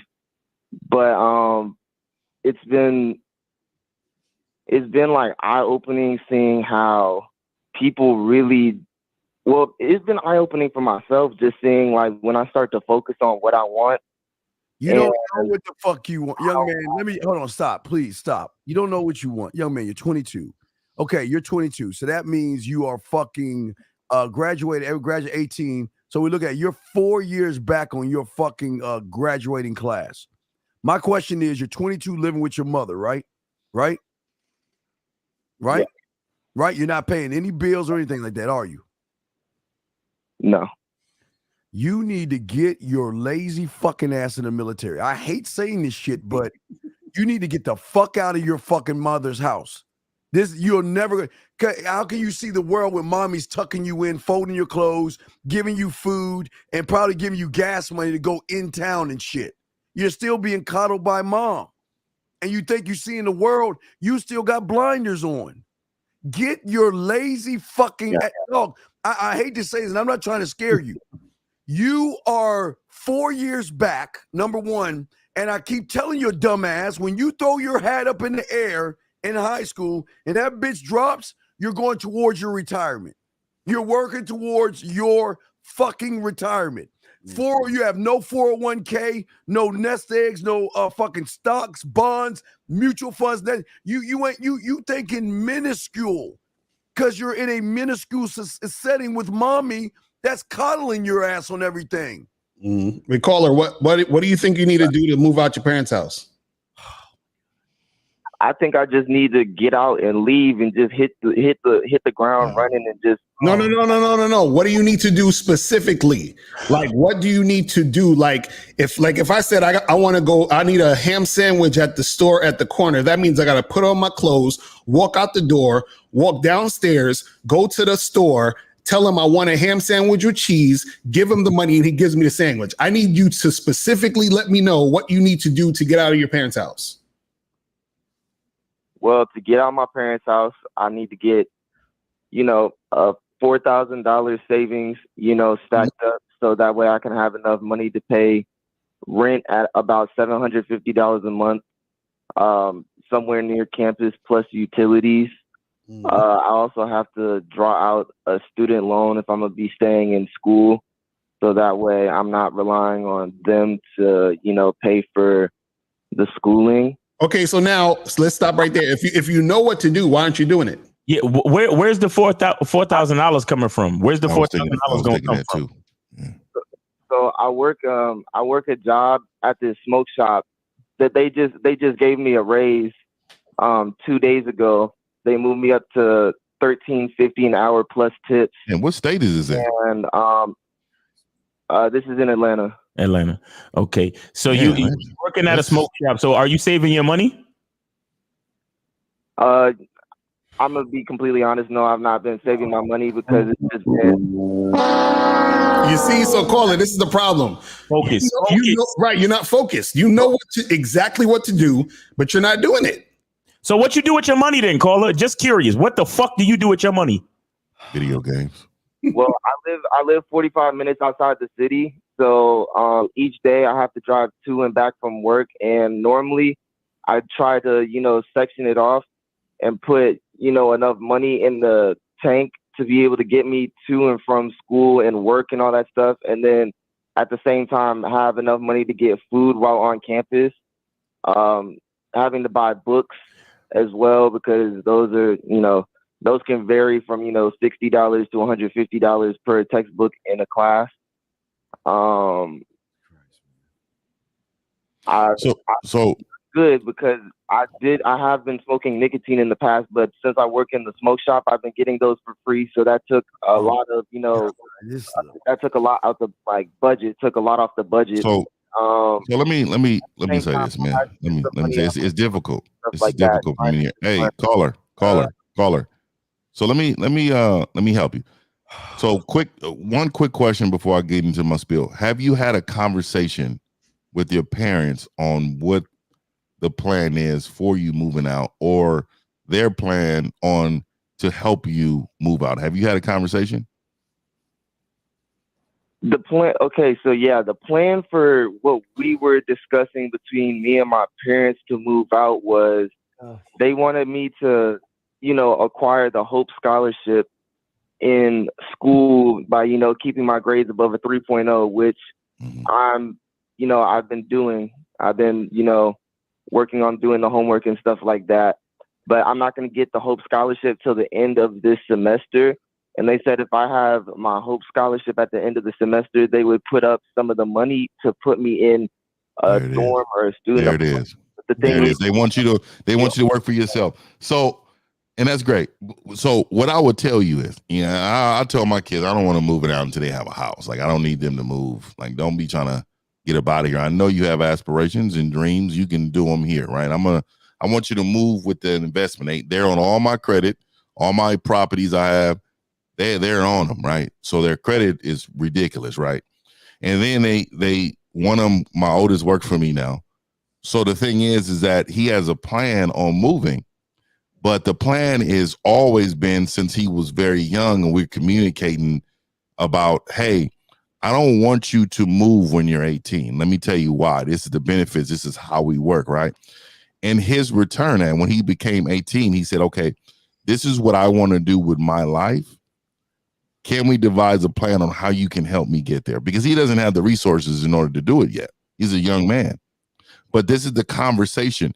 It sounds like you're living your life through somebody else's lenses. I don't even know the situation, but I feel like that this probably is not even what you want to do, bro. You're working in a fucking smoke shop, 45 minutes away. It doesn't make sense for you to drive far down there. And if they want you to maintain a 3.5, I don't give a damn if you got to do Uber in the neighborhood or whatever cut some lawns or something. Why spend money to go so far when you can make something locally for yourself while you go to school? 3.5 is hard to maintain in college. I don't know. I'm sure you understand that, but when I was there, the hours you put in. Your school is near the smoke shop. Is that why you chose to get a job so far away from home? The school is near the smoke shop. That's why I got the job down there. So like when I'm down in the city, I could just go, from school to work, and just keep, because I could still do some side hustles in my spare time outside of school. Because kind of the side hustle that I'm working on is it's like a mobile thing. It's because I know how to mix music, so I can you need to go to the military, man. Any location. Caller, I don't understand, dog. I see you have all these things in your head, but you don't understand the lot your parents has. Listen, 50 is right, because 50's doing this way, because the difference between 50 and his children and your parents is that 50 has structure. There's structure and focus. So there's a huge understanding over there. You're in a household with no fucking focus. They're all over the fucking place. And you don't even know how to pay. You don't understand bills, young man. Are you paying your car insurance? Who's paying your car insurance? Not me. My mom paying my car insurance. Yeah, exactly. You don't understand life and all these magical dreams of being a musician and shit. You better put that shit on the back burner about 3-4 in the fucking morning. Get that shit out the way and get off your lazy fucking ass and get your ass in gear. All this, what is this smoking habit that you have that you can't get rid of? The fuck is that? Yeah. Every one real quick, Miles, real quick, and I'm gonna say this. Every single dime, because I charge my son $500 a month, right? But every dime he's giving me goes into this account. And when he decides, when his house is when he got his own crib and his house and everything, he got everything going, every dime of that is going back to him. And then he doesn't know that. He probably will after he watches this fucking show. But he's going to inherit what he invested in himself. Because I don't need the money. Yeah. So what I'm saying to you is this is what parents do. So maybe you need to have a conversation with your parents or get a coach, man. Like you need some help because your parents obviously can't coach you the right way, like Steve was saying, man. Call it. Have your parents ever told you anything about a mutual fund or a IUL or any type of investment vehicle to compound interest your money? That's smart, Miles. Compounding interest in money, I didn't really learn that. Have your parents told you anything about? Have your parents told you anything about this? Yes or no? No. Okay, that's all I need, bro. This is why we need to be men. Another thing with you two, caller, I'm gonna tell you, you take for fucking ever to answer a simple question. I need to let you know that. And if you can understand as a man that time is your most valuable resources, is one of your most valuable resources, you need to know how to answer a question what they called very concisely and succinctly. You understand? Meaning that you don't use words that you don't have to use in order to say the same fucking thing. You get me? Yeah. All right. So work on that as well. Work on that as well. But in the meantime, right at this point in your life, I know you have dreams and I know you have all that other stuff. But at this point in your life, you're in a zone where you are going to be trading your time for money. So if you are putting in time and you're not getting any money back, you need to switch up whatever it is you're doing. You understand? So all that music shit, that's cool. And you can keep it as a hobby or whatever in the background. But unless you are not getting money for your time, it doesn't make sense right now. You understand? And you need to go to realgamenotheory.com and possibly get yourself a coach. You say you spoke to Steve a couple of times, maybe stick with him. But the point is you have to make more purposeful moves in your life because this is going to set the foundation for the rest of your life. I know you think you're young and you think you have all the fucking time in the world. But for example, it took me and Lucario damn near 20 plus years to really build what we have now. It took us for fucking ever. You understand what I'm saying? And if we, you said earlier that you took a gap year off to figure out what you're trying to do. You young motherfuckers think you got the luxury of time. You really think you got the luxury of time? You understand? And I know you know about P&B. He got took off of here at age 30. You understand what I'm saying? He was just lucky enough to have made it big, but not that don't happen for everybody. So stop acting like you got all the time in the world and make some more purposeful moves with your time, bro. You understand what I'm saying to you? Yeah, you can't go in the military. You're gonna do a drug test and you're gonna fail that shit. So you can't go in the military. You smoke weed? I stopped. I stopped smoking. Motherfucker, you didn't stop. That's why you can't answer questions correctly like that, bro. Fucking high. Nigga, when did you stop smoking weed? Yesterday? I stopped smoking weed. I stopped smoking weed in August. Nigga. This is September. Oh my God. That's not. It was yesterday. I stopped smoking weed. Yeah, I stopped yesterday. Y'all crazy. Yo, caller, man, caller. Hey, caller. There's this company called Vanguard. Look them up. Vanguard Personal Investing. Look that up when you get a chance. The reason why they're good is because you can start with any amount of money. You understand? You can start saving your money in a mutual fund with any amount of money. So this weed is fucking dudes up. I would suggest you get into that. But brother, you in Atlanta too? Man, you better stop playing around out here, bro. You got to stop playing around out here. You ain't got all the time. $13 an hour they paying motherfuckers out there? Happening with y'all. Okay, well, yeah, we appreciate you for tapping in, bro. You bro. can't even buy a burger meal in California for $13. Yeah. Don't go to California. Ever. Don't go to California. You'll be whoring yourself out to men and shit. But yo, have you ever considered the military, caller? I have. My grandfather was in the Navy, and I was just thinking about I could do be in the Navy because he was a captain in the Navy, and I was they will whoop your ass out there, nigga. Cool. You're not ready for that. Well, you might want to you might want to consider it, bro. You might want to consider it because you could learn some life skills, discipline. You can learn a few things that'll get you a good foundation for your manhood. You understand? And then you could take it from there. He needs to get the fuck out of the house. It's a prison there. He can't see that he's irresponsible. Right. Yeah, he is. All right, caller, man. Good luck to you, man. Stick with the coaching, man. Good luck to you. Hopefully things will shake out. You learn what you need to learn. Just keep moving forward. All right, bro. We appreciate you. What's up? Thanks, man. Hey, y'all stay up, man. Yes, sir. Take it easy. All right, we got 224. You're on live with the Real Game No Theory panel. Let's get your name, age, and city. How can we help you? Hi, my name is Iman. I'm from Jacksonville, Florida, and I'm 21. All right, what's up with you, man? How can we help you? Yeah, so I just had a real quick question. For Steve, it's more tailored to Steve, but it can pertain to all you guys. So I had just bought this TAP business card, but I was wondering if I should also have like the regular business cards in addition to that, just for situational basis. Well, everything's a situation. Every situation is different. I don't know. If you're doing the Halloween game, you're not going to use a tap card. I don't know. It just depends on that. Okay, don't look at the tap card or your business card. You got to look at yourself because you should be the business card. Back in our day, we didn't have that. We had to grab a piece of paper and shit, but we were the business card. You know what I mean? So don't. What was his question? Yeah. He's looking at the. There's something I got called the tap thing where you could tap the dot.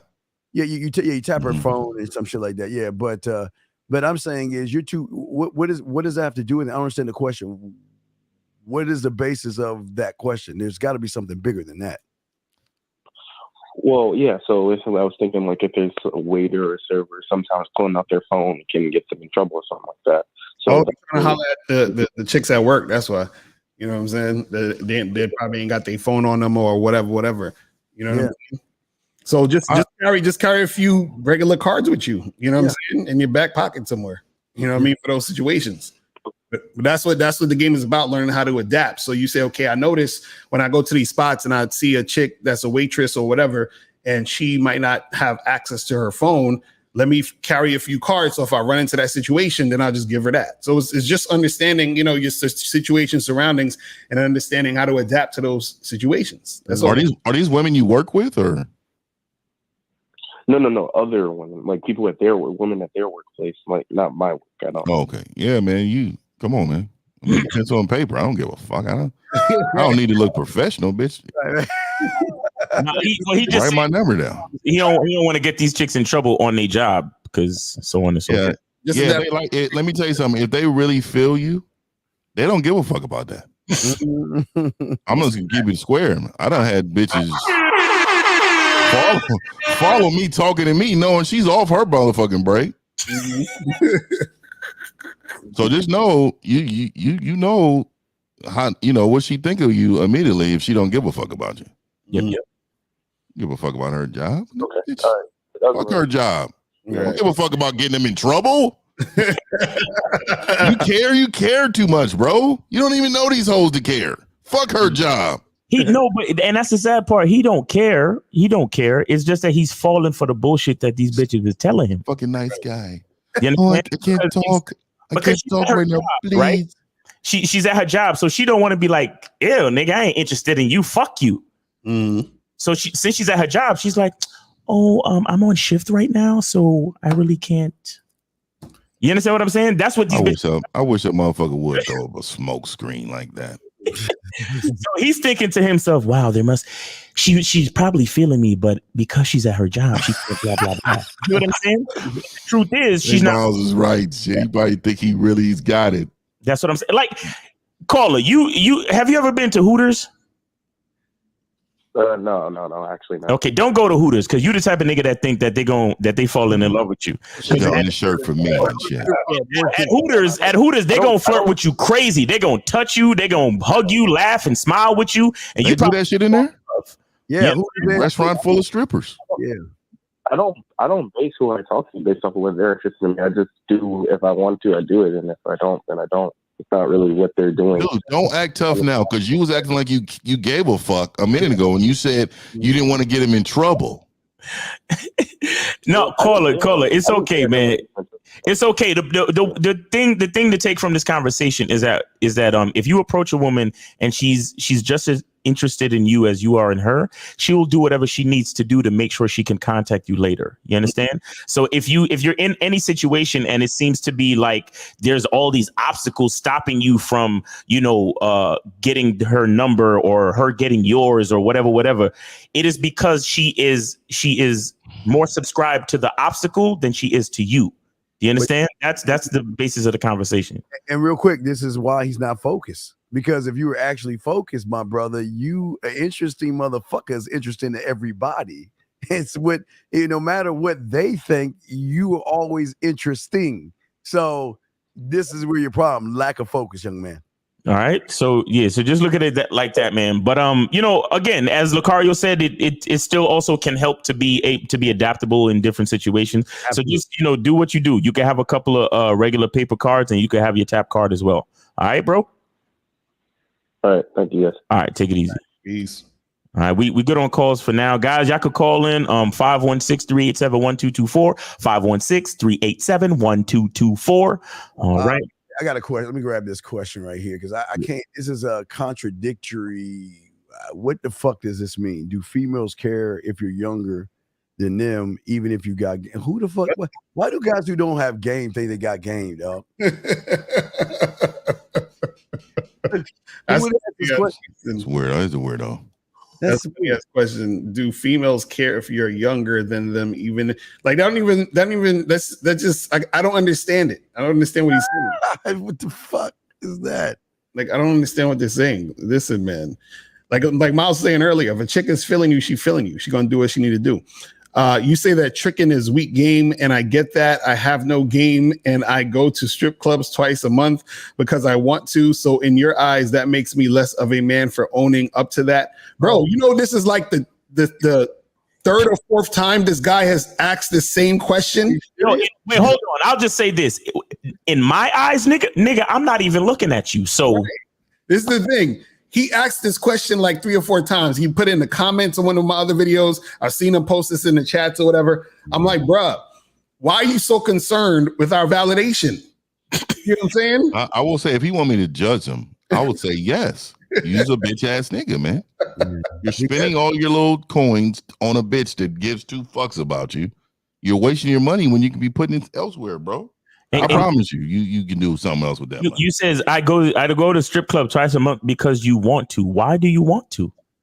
Why do you want to? Why not get a bitch that's feeling you to fucking strip for you in your house? Why not get a lap dance in your house? But see, the thing is, he got to rephrase that statement or whatever. He says, I go twice a month because I want to. No, you go twice a month because you have to. That's two different things. That's what that is.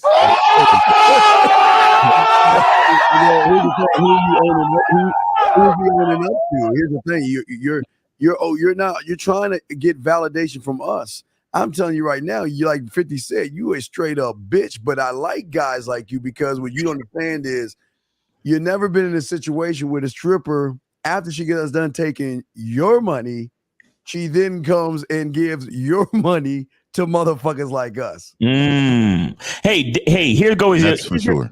Here's your validation, Dario. Turn around, close your eyes. There you right in the medulla oblongata. See, a lot of guys be trying to, lie to themselves. There's a difference between doing shit because you have to and doing shit because you want to. See, if you got game, you do shit because you want to, because that means that you actually have options. That means you're actually a guy who can get things the way he wants it to be. When you do things because you have to, that means that you can't acquire this type of energy because you have no choice but to do this thing. So you got to understand the difference. Mike says, he said, if every woman is used to average, how do you stand out from the rest of the pack? What? How easy is that question to answer? Oh, she's used to average men? Yeah. He's saying, how do you stand out from the rest of the pack? Bro, this is what we talk about every fucking day on this channel. What are you talking about? And it should answer itself. That's why I was like, I don't understand. Why would that even? This must be their first time, man. Here we go. MasculineIdentityMembership.com. That's the answer, Mike. Why do I fear ridicule and roasting so much and having to explain my reasoning for an action, for example, to people? Nah. What are you talking about? So he's saying he fears ridicule and roasting. Again, like we were saying earlier, it's because you're looking for validation. The only reason you fear what people say is because you want them to say good shit about you. Look, let me tell you, man, there's a lot of guys out here that grew up in a dysfunctional situation. And sadly, you have a lot of guys that grow up in dysfunctional families where everybody in their family is insecure. So everybody in their family like roasts them and rags on them. And the reason why they roast and rag on them is because they're insecure. Like you have your father and your mother, because they never accomplished certain things that they wanted in life. When they see you trying to go for your dreams as a young man coming up, they will fucking shit on you. Your brother, your sister will shit on you. Your cousins will shit on you. And then they get so used to that type of love, though it's dysfunctional. They get so used to that type of relationship dynamic. When they make friends in school, junior high school, so on, they attract people who every time they're trying to do something positive in their life, they get roasted by their quote unquote friends. You see what I'm saying? And this dysfunction builds on top of itself. So then you have these guys, they come out into the world and, oh shit, I'm supposed to try to talk to women. I'm supposed to try to attract women. I'm supposed to believe in myself. When for the last fucking 18 years of my whole life, the people that love me, all they do is roast and ridicule me. The people that love me, my friends and family, all they've done is roast and ridicule me. And I'm supposed to walk up to a complete stranger. And on top of that, because of my insecurity, I'm already pedestalizing her because she looks so good, right? Right. I'm supposed to talk to her. I'm supposed to dress a certain way, be a certain way, act a certain way, be confident, have a masculine identity. I'm supposed to do all these things when all I've ever known is being roasted. That's why these guys, they be like, yo, when I'm out in public and I see a girl, I'm so afraid to talk to her because I feel like everybody's staring at me. So if I talk to her, ass nigga, man, rejects me, I'm just gonna want to dig a hole and crawl into it because I'm so insecure and so afraid. I always think people is looking at me and shit though. I like it. I love this shit. I'm the guy. Exactly. Yeah. That's the difference between a confident person and an insecure person. It's like, that's right, nigga, look at me. Because I'm what you wish you could fucking be. So you should be looking at me. But then you got the insecure. It's like, oh my God, they're looking at me. They're all gonna laugh at me. Oh my God. You see what I'm saying? So everybody who is who relates to my scenario, get some coaching, man. Go to Real Game No Theory. We need to talk. We really need to talk. You understand? Get some fucking coaching. All right. So we got 540-540. You're on live with the Real Game No Theory panel. Let's get your name, age, and city. How can we help you? How you doing, gentlemen? My name is Malachi Brown, calling from Stafford, Virginia, and I am 24 years old. What's up, Malachi? How's it going, man? What's your question? All right. So I have a problem. There's a woman I've been managing for 5 months now. She's actually last night. She wanted to know if she could pay me $50 to see me an extra day during the week, for like just to be able to spend time with me and have her massager. So how would that change the dynamics of our relationship? That sounds like some true weirdo shit going on. Wait. She said she's gonna pay you $50 to massage her. Yeah, because she wants to see me more. Do you really sound like a guy that a woman's gonna offer you money, dog? Are you serious? Come on, man. Wait, hold on. The car. I think it's been a while since we had to come and cue this. Tell me when you're ready. I gotta cue this shit up, dog. We might have to do it twice for this motherfucker. Hold on. Let me take this shit off. All right, here we go. All right, go ahead, the car. You can hit it, man. Go ahead and hit it, sir. All right. Why the fuck you lying? Why you always lying? Oh my God. Stop fucking lying. Bruh, come on. Fucking here. Come on. So let me ask you this question. You say you've been seeing this chick for 5 months. How often do you see her? Once a week. I've called you before, Lucario Miles. Okay. Oh, really? Okay, you've been seeing her once a week. Okay, so now since you've been seeing her once a week, right? She wants to see you more than once a week now? Yeah, she wants to see me more than once a week. Okay, and she wants you to see. She wants to see you so that you can massage her. Yes, because she wants to pay me $50 for extra time with me. Are you a professional masseuse? That changed the dynamics of the relationship. Hold on, are you a professional masseuse? No. Okay. When she said this to you, was she joking or was she serious? No, she's being dead serious. Nah, he's serious, man. Come on, man. He's dead real, man. Are you fucking? He wants to know that if he was to allow this to go down, how would it change the dynamics of his relationship? And how long you been managing her again? You said 5 months? 5 months. Okay, so they 5 months in. I've been seeing her once a week. And you've been seeing her once a week consistently? After once a week, and after around the 3-4 month mark, I started giving her more than just dick. So we started going out on dates to places that I like to go to. Okay.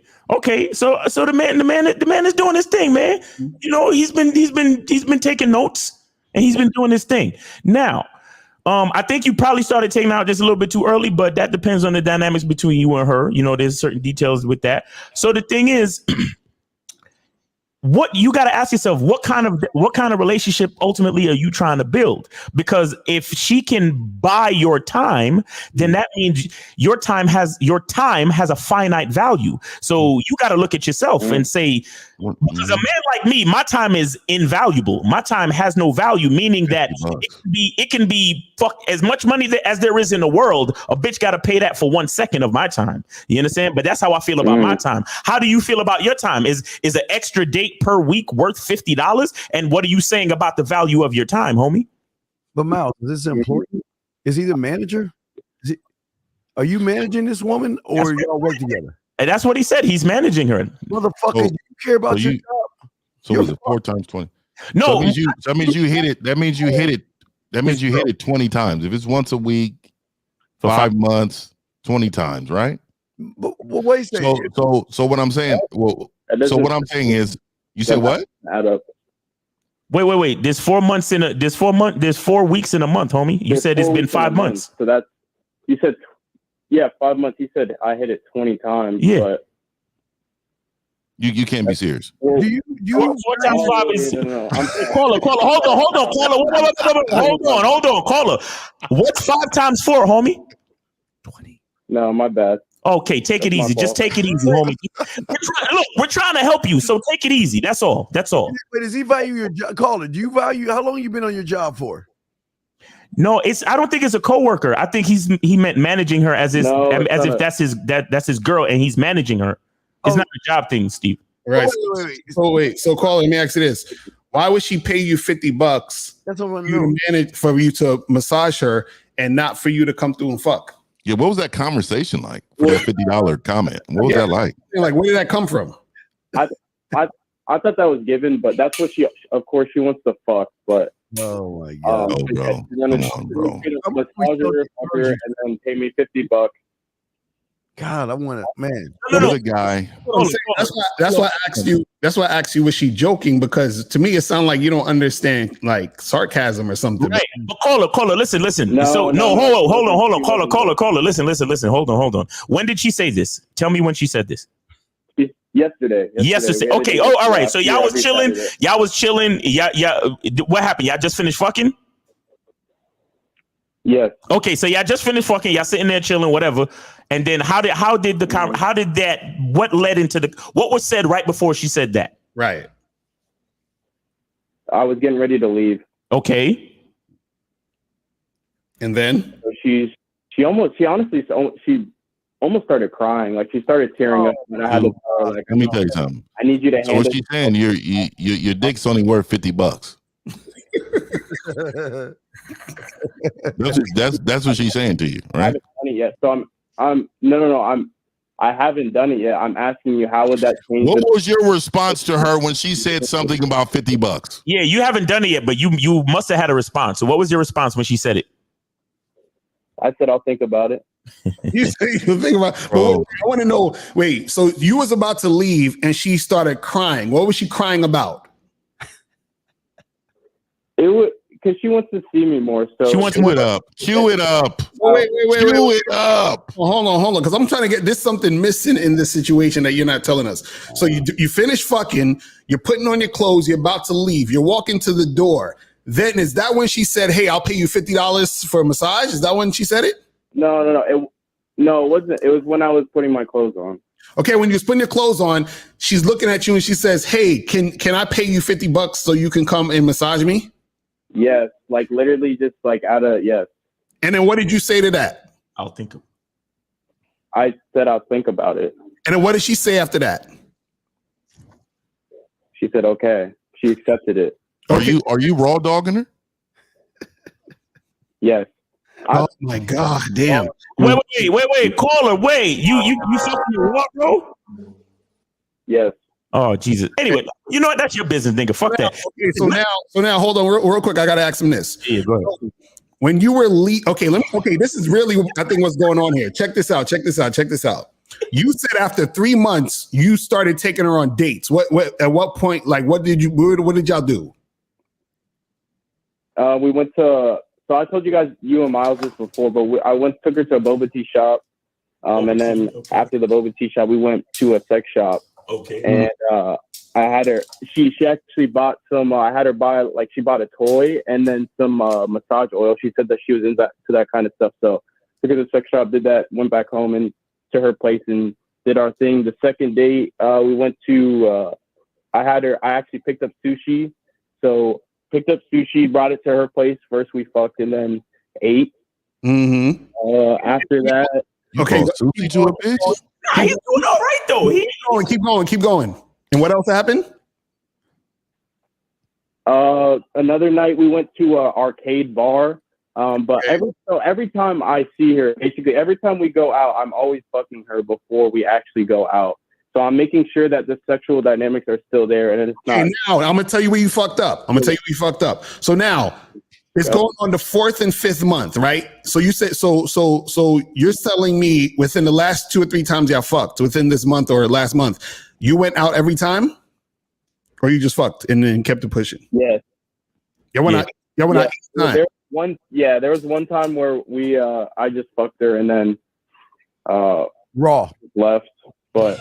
And when was that? When did you do that? That was 2 weeks ago. Okay, this is what I'm saying. I'm compiling the ways that you fucked up because I want you to teach you something. Now, what I want to say is this, right? Have you slept over her house, or has she slept over your house? He has. No. Okay, so there's no sleeping over. Okay, so now this issue. I'm gonna tell you what the issue is. The issue is that you're flip-flopping. You understand that? And what happens is that once you introduce a certain level or dynamic to a relationship with the woman, you can't go back. You just told me a week or two ago you just fucked and kept it pushing. So you can't do that after you've been fucking and eating sushi and doing all this other extra shit. And let me ask you this: you gave her a massage at some point, right? Before she asked you to for this, right? To pay you. Yes. Okay, exactly. So this is the reason why she's asking, can she pay you to do this? Because what's going on is you're showing her all of this fucking shit outside of sex, and then all of a sudden you just fuck her and leave. So now she's like, damn, I think I'm losing this guy. So I'm willing to pay him to fucking stay. You see what I'm saying? Now, what happens is that's not a good dynamic to be in, because what happens is that at any moment where you feel like you don't want to really fuck with her like that, that's going to cause drama. Oof. So this is what we say when we are vetting a chick. What you want to do is you want to go in one direction and then stay on that course, and then you add things. You can't, subtract shit. Do you see what I'm saying? Okay. Yeah. Because when you do that, what happens is that fucks with her mind, and that brings drama. So what I'm saying is, the moment you go on dates with the girl, like this is why we say at the beginning, just hook up. Then when you're ready to go on a date, cool, start dating her. But you got to now start dating her. So what that means is that you can never go back to just fucking her and bouncing. You see have you just told her that all you guys are doing is just fucking? Is that what? Have you had that conversation with her? No, I think she's eligible for the vetting process, so I'm taking her through my vetting process. But the reason why, bro, you don't know. Wait, what are you gonna do when she comes up pregnant, sir? What are you gonna do then? Get an abortion. Well, what the fuck? Get the fuck out of here. Get the fuck out of here. I can't stand motherfuckers like you, dog. Bro, this is the problem. It's what I'm saying. Hold on, Mr. Lucara, can I? Go ahead. Can I let you know the one time that I told her I was getting ready to leave with family to go to Boston, so I could only see her on the specific day because I'm talking to other women and I'm seeing other women, and she knows that. So I told her I can either not see you at all this week because I have to fly out to Boston to help my brother move for college, or I can only see you Tuesday night, and Tuesday night is I have work, and then I could only see her to fuck. So she understood. Right, but this is what I'm saying to you, brother. This is the problem, and this is what I want all you guys to understand. It's just the principle. Is it just the principle of it? No. This is what you're not getting. What you're not getting is that you can't. Okay, think about it this way, right? If I paid you $50 an hour to work at my company, right, and I keep paying you that, I get where you're going. All of a sudden, I say, hey, I'm going to pay you $30 this month. How you gonna feel? Huh? Cole, are you still there? You broke up, but I understand. I understand. You broke up, but I've heard this analogy before, and I get where you're. So now check this out. If I'm paying you $50, the next thing I got to do is pay you $60. Do you see what I'm saying? I can't go backwards, because as soon as I go backwards, there's going to be issues. So what I'm saying is you're going backwards. See, now I personally would tell you, listen, you too early started adding all this other shit to the relationship. But but as soon as you add things, you have to stay at that level or put more in. You cannot add things and then go back. That's what I'm trying to tell you. And that's what you did. And you got to think about the bitch level of mentality. If she's offering money, there's something wrong with this woman. But that's what I was about to get into. Because, caller, what do you like? If she's willing to offer you money, then you need to be like, fuck $50. I need you to, like, what do you do with your life? What do you need to happen in your life? Make her do that shit. Yeah, I don't. It's something wrong. It's something about it. See, and I just don't believe it. I don't know. Maybe that's it. You know, if one of these guys on the panel told me that, I'd be like, oh, my niggas is out. But for some reason, I feel a bitch assness that's involved with this situation. Sometimes one of these look, these guys follow us, bro. Every once in a while you can have a guy that got it. The masculine identity membership. Exactly. You see what I'm saying, bro? Caller, I believe you. I believe you. Fuck the rest of these niggas on the panel. This is the thing. I believe him, but he's fucking up, and I'm gonna tell you why you fucking believe that. Because this goes to what 1950 is saying, is that this woman offering you money seemed like it would be some cool player shit. Right. What happens is she's offering you money out of desperation and not out of actual cooperation and wanting to do that as a gesture of goodwill. She's doing it in desperation. So that means what happens is you said that she was crying when you left. Yeah, it's something mentally off, dog. Right. See, something's going on. And what I'm saying is that you're partly responsible for not training her to understand what the dynamic is. So now you're creating a situation where there's going to be drama in your future with this woman. This is what I'm trying to say. And this is what I meant, caller. Right. That's what I meant. And you need to check that medicine cabinet. Thank you. Because I'm telling you right now, man, you got to be careful. I mean, like, mental health is a fucking serious fucking thing. That's true. And she could be battling things, or she could be neglecting taking her medication. Exactly. This woman on diagnosed. I just seen on social media, this woman ran this guy over. Oh, I saw that. Full speed with her looking in his phone. Mm-hmm. And so what I'm telling you is crazy. The nuances of someone's mind is not a normal. Mm-hmm. So it's not normal.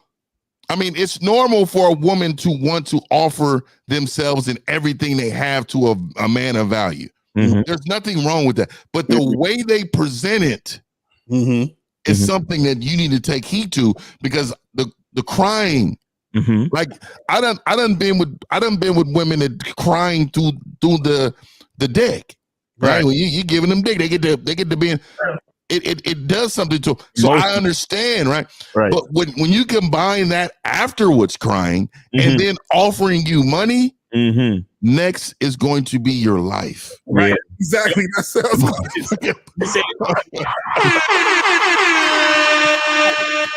So in essence, you know, her offering you money for your time is low key disrespectful, but also low key dysfunctional. It's my fault. You understand? And what Lucario said is correct. But see, the other thing too is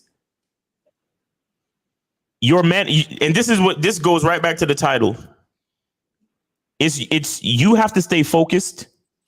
And that's going to affect her level of focus, because a woman should want you. She should want you to the extent that she does feel emotional about wanting to see you. However, if it's been 5 months, she should have got used to the rhythm of that once a week situation. Exactly. Right. And she should be at the point where she is like confident and comfortable in what you have going on with her. Like Lucario said, there's something that happened. There's something that you did that put her in that emotional state. Unless it's just something wrong with her, like I tell you, if he was flip-flopping, he was talking about. You understand? There could be something wrong with her as well. You might want to, like you said, check her medicine cabinet, see if she's been diagnosed. See if does she go to therapy? Do you know anything about that? No, she doesn't. I don't know of anything. I know though that her actually, I'm not gonna put this on. All right, fine. She don't know who the fuck you are. She don't know who you calling in. Tell us. Dude, I just said my name and. No, you're fine. You're fine, bro. You're fine. You're fine. It doesn't matter. It doesn't matter. It doesn't matter. It doesn't matter. It's okay. Listen. All we're saying is, in order for her to be focused, you got to be focused. And you said you've been managing her for 5 months. At this point, she should not be overly emotional about not seeing you. You understand? She should be coached and trained into the rhythm of the experience that you've created thus far. You understand? So you messed up at some point. And the last thing, caller. And I'll go after you, 50. Last thing, caller. For me, this is the last thing for me. Would you really want to have a baby by, or leave it up to the decision of a woman who's crying and offering money? Mm-hmm. And you think that she's going to have an abortion? the way that she's trying to have you around, you think that she's going to have an abortion? And for you to even think that that's an option shows you how weak of a man you are. And see, I'll say this real quick again. I want you guys to really understand this vetting process shit. Yeah. Remember, if you when you first meet women, like we're just hooking up, we're having fun, having sex. As soon as you do not add anything to your dynamic unless you are ready to add something to your dynamic, because that is your new dynamic. Ooh. So if you've been fucking a chick for 3 months, 4 months, and then you say to her, hey, let's go get some ice cream. Nigga, you better be ready to make that your standard now. That means we go out now. We actually do things outside of sex. So if you're not ready to also do things outside of sex when you see this girl on a consistent basis, don't do things outside of sex, because you can't go back to just having sex with her. That's what you guys don't understand. And then what happens is you're sending mixed signals to the woman.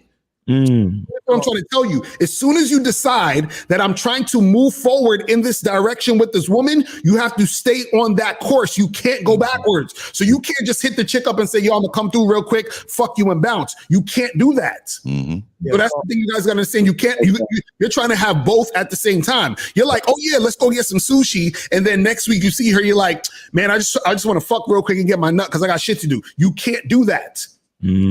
Add something. That is your new normal. You caller, you are the caller. How old are you, caller? How old are you? 24. Okay, so you understand you're the reason why these red pill and fucking bitch ass manosphere shit, that those black manosphere places have so much anger and resentment towards women and judge women because of motherfuckers like you. Because you know, like 50 said, you know that woman's not gonna abort that baby. But yet you still having unprotected sex with her, because you know as soon as you tell her I want an abortion, she says no, you're just gonna dump her ass, right? So you are creating what those fucking red pill motherfuckers are despising, because of motherfuckers like you. Because you can't keep. Listen, why do you not value your dick enough to wrap it up? Why are you fucking her unprotected? That's how I don't know. Because I don't give a fuck all about all the other shit, because what you're creating is a knucklehead that we got to deal with in fucking 10 years. You're creating that shit. You're going to be the creator of that shit. So why the fuck why can't you be responsible? You're right. He's not focused. I don't want to be right. I'm asking you a question, man. Why can't you be responsible? I don't want to be right. Why can't you be fucking responsible? Caller, stay focused, man. You got to stay focused. All right. I appreciate you. Thanks for calling in. We're going to get to the next call and take it easy. Thanks for being on the Masculine Identity membership, man. Yeah, there it is. He's a bitch ass nigga, man. You know what else too I wanted to say too? Like he probably, I'm glad he called. And this is why I believe him, because most niggas thinking, oh, my bitch offering money to see me. You understand? But he knew, because he understands the game that we taught him thus far, he knew that there was something slightly wrong with that shit. So let me call these niggas and see what they have to say. Exactly. Because the average nigga would have just been like, I'm the man. My bitch is offering me money to see me extra. Something wrong with that bitch. Wrong. You gotta be more responsible, though. Exactly. I mean, you're saying, because I see what you're saying, but these motherfuckers gotta be more responsible, dog. Y'all are creating the shit that we gotta clean up for y'all motherfuckers. That's fact. And I like what Lucario was saying too. Like, you know, what you do is going to be her expectation. So you can't go backwards. Yeah. If you walk that bitch to the car when she leave, she's going to expect every single time you walk her to the car when she fucking leave. I promise. That's true. That's facts. Yeah, 850. You're on live with the Real Game No Theory panel. Let's get your name, age, and city. How can we help you? 850. My name is JB. My age is 19, and my city is Tampa, Florida. Okay. All right. How can we help you, bro? So my question is, because you guys earlier were talking about focus, so I wanted to ask how you guys specifically plan how you'll like attack what you have to do for the day. Because I know people, for example, make like to-do lists, but do you don't attack to the day, brother? That's where you got it all wrong. You think we attack the day, nigga? We attacking the years, nigga. We beyond days, nigga. Our days are already broken down. Yeah, from years ago. Yeah, you want to see. That's why you need to learn game, dog. You think we day by day type motherfuckers? That's y'all, mother. Y'all ain't even day by day. You yesterday, motherfuckers. Well, to just to answer your question on a practical level, that you can get yourself a to-do list. I have an app called Structured. If you could check that out, put it on your phone and use it, man. You're a young dude. I think you say you're 19, so you're still figuring things out, but structure your day. Time management is super, super, super important. You understand? Because time management is a direct effect of self-management and self-mastery. What you do with your time is literally what dictates your future. You understand? So like Steve the Dean just explained, like we're not just looking at day by day. We're looking at weeks, months. We're looking at years out. Like we're looking at what everything is going to look like. So we make decisions for but time is relative. You understand? So every decision that you make, you have to look at it from a macro and a micro perspective. You understand what I'm saying? So manage your time. Yeah. Like think of who you're trying to become. Think of the masculine identity that you're trying to create. Think about all the details of who that man is and think about your day to day and then make your decisions accordingly. You understand? So for example, if that man, the man that you're trying to become, if he has a good physique, then that means you got to work out on a day-to-day basis. If that man knows how to deal with women, then that means you got to holler at bitches on a day-to-day basis. If that man makes or has a lot of money, then that means you got to either be, getting certified to better positions in your career, or you got to be working on your personal business or whatever it is. You get what I'm saying? So look at the person that you're trying to become and then manage your time accordingly. You understand? Now, if the man you're looking at is successful, he got bitches and he got a good physique, that means you can't be spending your time playing video games and smoking weed because the man who you're trying to become is not that dude. You get what I'm saying? Yeah, what is he trying to do though? Caller, well, you asked the question, what is it that you're trying to he's 19. He don't fucking know. Not yet. At 19, if you don't know, that's a problem. What did you try? What are you trying to do? Caller, what you trying to do? Well, currently I'm in school. I'm trying to become a surgeon. Okay, good. Right now, so I'm just an undergrad right now. Okay. Okay, good. So where's the question come from then? I mean, the question is just in general because there's certain things. What was your GPA in high school? I'm just curious. What was your GPA in high school? My weighted GPA was 4.1. Okay. Oh, so you're highly intelligent when it comes to books. Mm-hmm. But common sense is something different, right?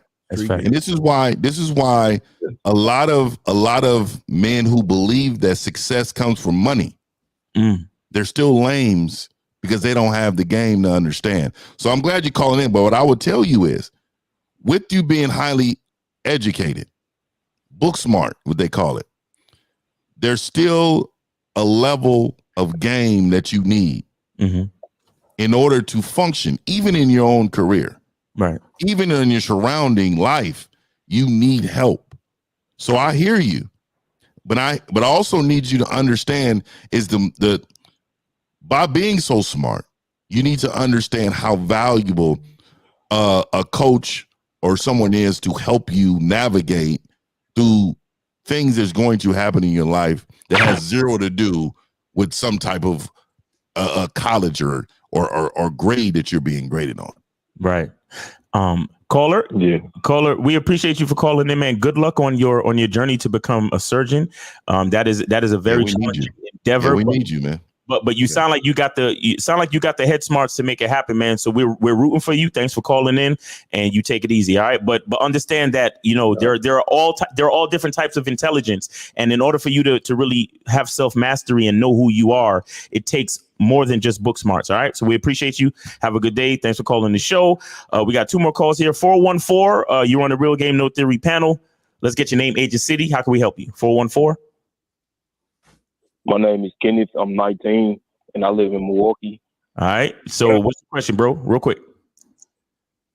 The question is what steps do I need to take to better myself and self-mastery and to achieve the things that I want to achieve in life? Okay, go to realgamenotheory.com and get with one of us for coaching. And also, I have this thing called the Masculine Identity Membership. If you go to masculineidentitymembership.com, it'll give you a really good jump start to really have the mindset of what you need to do to get that stuff going. But other than that, go to Real Game No Theory and, you know, get with one of the guys on the panel, man. Get some coaching, get some one-on-one coaching to really get your guidance going. Because you're 19, man. You need guidance, bro. It is what it is. And on top of that, the best way to do that is with coaching, because coaching is specified for your specific situation.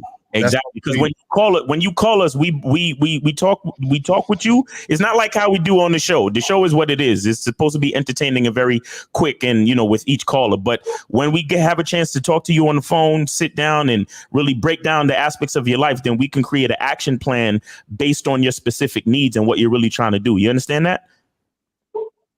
Yes. All right, so that's what you do, man. Go to realgamenotheory.com and get with one of us. We appreciate you, man. Have a good day. Let's get to 516. 516, you're on live with the Real Game No Theory panel. Let's get your name, age, and city. How can we help you? Yo, what's going on? This is it's Jay from 27 New York. All right, what's going on, man? What's the question? Yeah, just a clarification on the point the Cario brought up earlier. He was just talking about not going back when you reach a certain dynamic with a girl, right? Right. So let's say like I've been fucking up with a girl for like 3-4 months or whatever, and I say, I want to go out, just grab a quick bite to eat with you, whatever. So I have to keep doing that every single time I see her? Or no, what I'm saying is that type of thing. No, what I'm saying is that you don't necessarily have to do exactly that every time you see her. But what I'm saying is that your dynamic now has switched. So what that means is that you can't go back to just being a fuck buddy. Because before you probably go to her crib or she go to your crib, y'all fuck, real quick or whatever, then you bounce. Then you go to her crib, she go to your crib or whatever, y'all fuck, you bounce, but you do all that other shit. Now you've introduced a dynamic of, we go to get something to eat. So we're out dating and we're doing something else outside the situation. And so what happens is that the message it gives to the woman is that we are more than just fucking. So now that that's her message, right? Then that means that whatever she thinks entails that is what she's going to expect. So it's even bigger than just you actually going out. Because now when you see her the next week, let's say the next week you just want to come through and fuck and then just keep it pushing, right? Now she's going to be like, well, wait a second. Why you got to leave so quick? Can we just chill for a minute? Can we talk? Blah, blah, blah, blah. Because she feels that she's at that level with you. Right. I'm saying because you took her out, you've done something outside of what you were doing. And so you got to understand that's how women think. See, this is why a lot of times when they go on first dates and they take a woman out to dinner and roll out the red carpet, they buy her flowers and shit. Those guys are usually in a goddamn relationship with this woman in like 2 or 3 months. And then these niggas end up fucking marrying this chick within less than a year. And then what happens is that this is why you have all these relationships where the woman is fucking leading the man, the woman is filing for divorce and all this other shit because the guy rushed into a situation without getting her to invest. See, the reason why you take it slow on the relationship level of making, vetting her and seeing what it is because by you taking it slow, you're getting her to invest in you. So the more that she's investing in you, right, the more she's going to actually appreciate when she gets more from you. So what happens is that once you start giving her more, she feels like she's earned that because she's invested in that situation versus her just getting it up front without that much investment. Because as soon as a woman gets it up front without that much investment, that's going to be how she expects things to go. So therefore, she's not going to respect the man she's with because she just expects you to do shit for her because you've just been doing shit for her regardless. So the thing is, things you do for her have to correlate with her investment. That's the only way that she actually fucks with it like that and is consistent with you and cooperative. So the thing is this, what happens is that if you're giving her something without her really investing that much, she's gonna be like, cool, I got this thing. We're at this level. Then you're like, well, I just want to go fuck this girl. I don't really feel like calling. I don't really feel like doing all this other stuff. But you did all this other stuff before, so she expects it. So when she doesn't get it, that creates drama. You see what I'm saying? And then it's like, why this girl tripping? Why is she acting like that? Then you start arguing with the chick. And that all came because you basically created the situation for her to feel as if she's entitled to those things. And that's what happens when you just start doing that. So this is what I'm saying. You have to be prepared and ready to be at that situation at that moment when you do it, to say, I am consciously moving the situation in that direction, because the only reason you're moving it in that direction is because you see some sort of potential with that girl to be more than she is right now. Exactly. So why is he asking that question? Caller, the thing is, don't just like make the decision out of nowhere to go out with her to eat or whatever it is. You have to. It has to be a calculated decision. That's all right. Go ahead, dude. Yeah, but caller, why are you asking that question? Yeah, because it relates to what I was dealing with. Not too long ago, I had sex with this girl I've been seeing for maybe 3-4 months. She had this spot, near her, so we went out.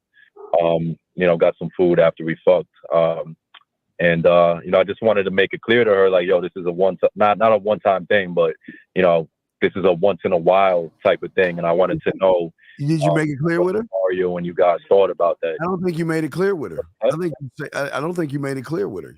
How did you make it clear with her? What did you say? I haven't had any issues so far. How did you make it? It's been about 3-4 weeks, and I haven't had any pushback. I haven't went out with her since then. Nicole, how did you make it clear with her? I told her, I said, I know we went out, last time we saw each other, but I still want to keep it, mostly what we're doing right now, just hanging out, having fun. And, if you want to go out and get some food, if I want to go out and get some why food. Are you feeding a bit? But let me ask you a question, dog. Why do you hate yourself? Why? I don't understand you, motherfucker. Why are you feeding a bitch that you just fucking? Why can't you make that bitch cook for you? Nah, I didn't pay for it. Oh, Jesus Christ. Wait, caller. Let me ask you this. So after you went out with her, right? Or I should say this, before you went out with her and y'all were fucking, what would be the situation? You would just be fucking and then you bounce, right? No, you eat. They would eat. They would eat. Huh? He said they would eat. Remember, Khalil? I'm talking about before they went out to dinner. Before that. When y'all were just fucking. Yeah. She would just come over and y'all were fucking. That would be it? Yeah. Okay. Now, after you went out with her, you still went back to just fucking, and that's it. You didn't do no pillow talk. You didn't spend a night. You didn't talk to her on the phone. You didn't do nothing. You just went through and fucked her like you did before that. After we ate? Yeah. They ate after they fucked. Pretty much. Right. Okay. Yeah. And so what I'm saying is, you told her when you went to eat, when did you tell her that this isn't going to be happening anymore? While y'all was eating? After y'all was eating? At what point? I did it afterwards, and I didn't say that we wasn't gonna do it anymore. I said, this ain't gonna be an every time type of thing. Oh, right. So if you felt that way, why did you go out and eat with her anyway? Like what inspired you to go out and eat with her after? She had a spot down the block. What inspired you? What made you make I know the spot is down the street. That's all good. What made you decide to go to that spot that's just down the street?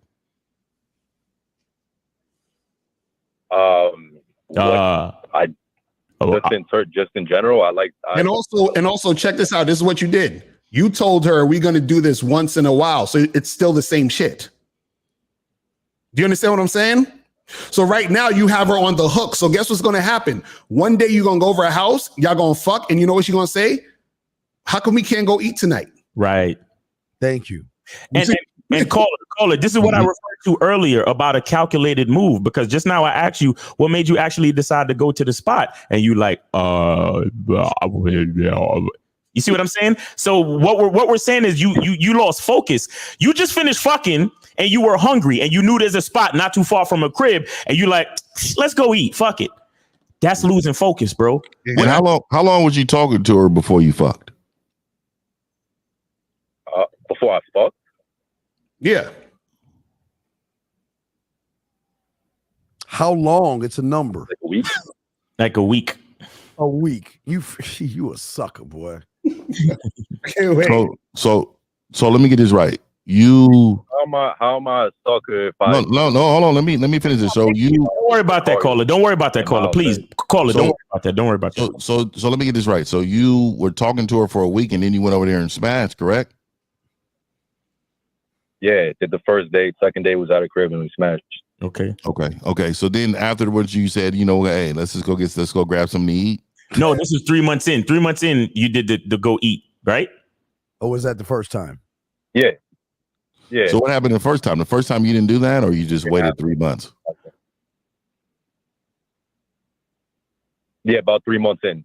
So wait, can I ask him a question? I think I'm about to ask the same thing, Carl. Go ahead, though. Hold on. Aren't you the same guy who called in that you was talking about checking your girl phone? Nah, that's not me. Nah, he got a similar voice. Okay, but for the first 3 months though, it was just going over and smashing, and that's it. Okay, right?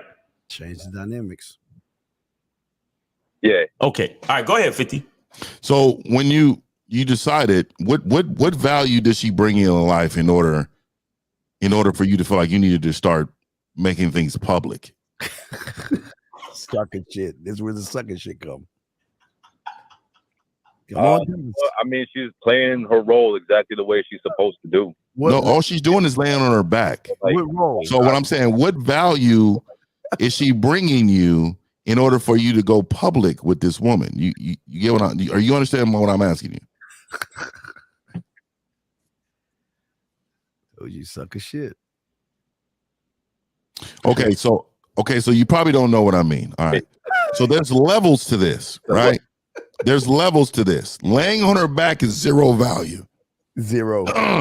There's zero value laying on her back. So what I'm asking you is, what has changed in order for you to feel like, okay, you deserve to go out and get something to eat with me now? Because he falls. What changed? His feelings. Oh, I see what you're saying. Yeah, exactly. I got me food before and stuff like that. But we just ate at her place. But wait, hold on. Hold the fuck on, nigga. Didn't I just ask you? I said, were you doing anything else besides fucking? And now all of a sudden she bought you food at your place? I told you, sucker shit. Nah. She had gotten food like before, like I even came to smash or whatever. And she had it there for me, asked me if I wanted some food. So she got like food and I just ate and then we smashed. Okay, that's what I'm talking about, bro. You've already done, bro. You're already in the fucking thick of this, my nigga. That's what I'm trying to tell you, man. So what I'm saying is that understand this. Your day is coming. What I mean is the day when she starts flipping out is coming, bro.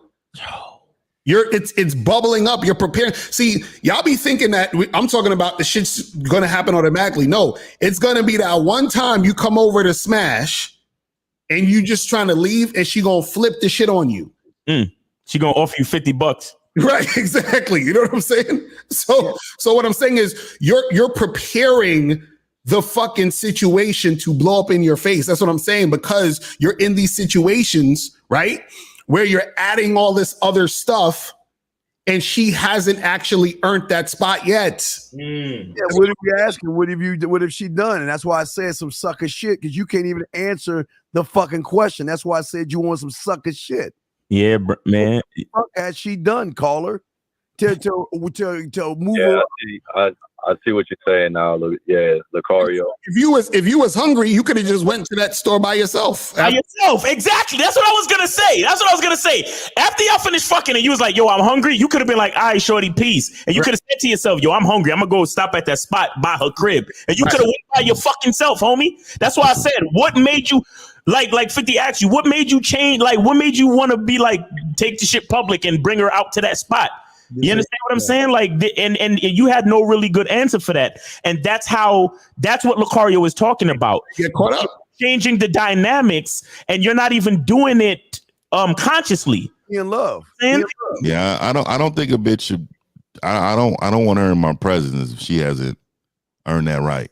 Right. And like, if I'm just I'm telling you right now, it's something about a bitch you just fucking, and then all of a sudden just change into something different. I don't see how that happens. I'm gonna tell you right now, dude. You know in the beginning if this woman is of any value at all. You kind of can figure that out. If you're a man who are asking direct questions, talking, seeing how she is moving when you're giving her responsibility, you can tell. So I don't know why you need to just be smashing and all of a sudden we going to IHOP. He caught feelings. He don't want to admit he caught feelings for her, Phil. Yeah, he's in love with a stripper. Wait, are you hitting it raw, caller? Are you hitting it raw? You know. Oh yeah. Nah, I'm not. I just didn't see it as a big deal, but okay, caller. Listen. Everything is a big fucking deal. You hear me? Exactly. Everything. I swear they don't get it. Let me tell you why everything is a big fucking deal. Because time is relative. So it may not be a big deal now, but because time is relative, when like Lucario said, your day is coming. Right. And when the day comes and the fucking deal turns into a big fucking enormous thing, the fact that time is relative is going to show you that it doesn't matter whether it was that one night that you took her out or it's the day that she flipped on you. Either way, it was a big deal from beginning to end. Do you understand that? Because you're taking it to another level in her eyes. Right, exactly. Yeah. So he's probably was cuddling and everything after he fucked. He was cuddling. That's like if you said, yo, I was chilling with her and I had to stop by my mom's house to pick up some shit and I told her to come along. That's not a big deal. She's gonna be like, she's gonna tell her friend, girl, he took me to his mom's house. That mean that he must love me. You see how women's minds work? You don't just do shit with women. You see what I'm saying? Yeah. Everything you do means something. Yo, because you're contradicting yourself. What are you gonna do when she says I love you? I tell bitches I love me too. Yeah,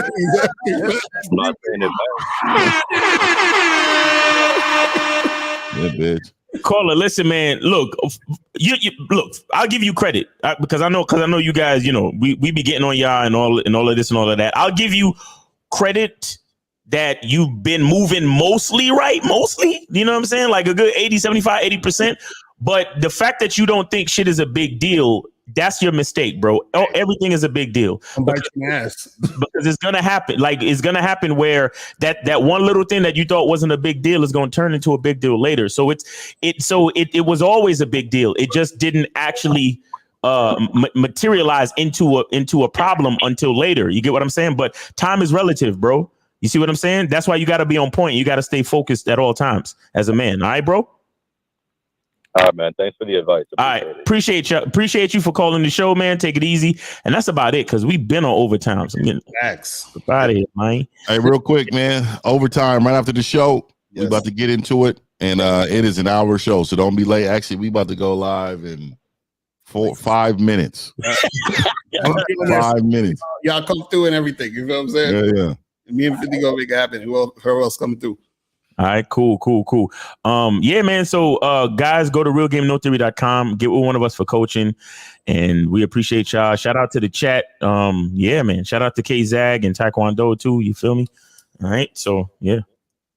All right. Yeah. Peace.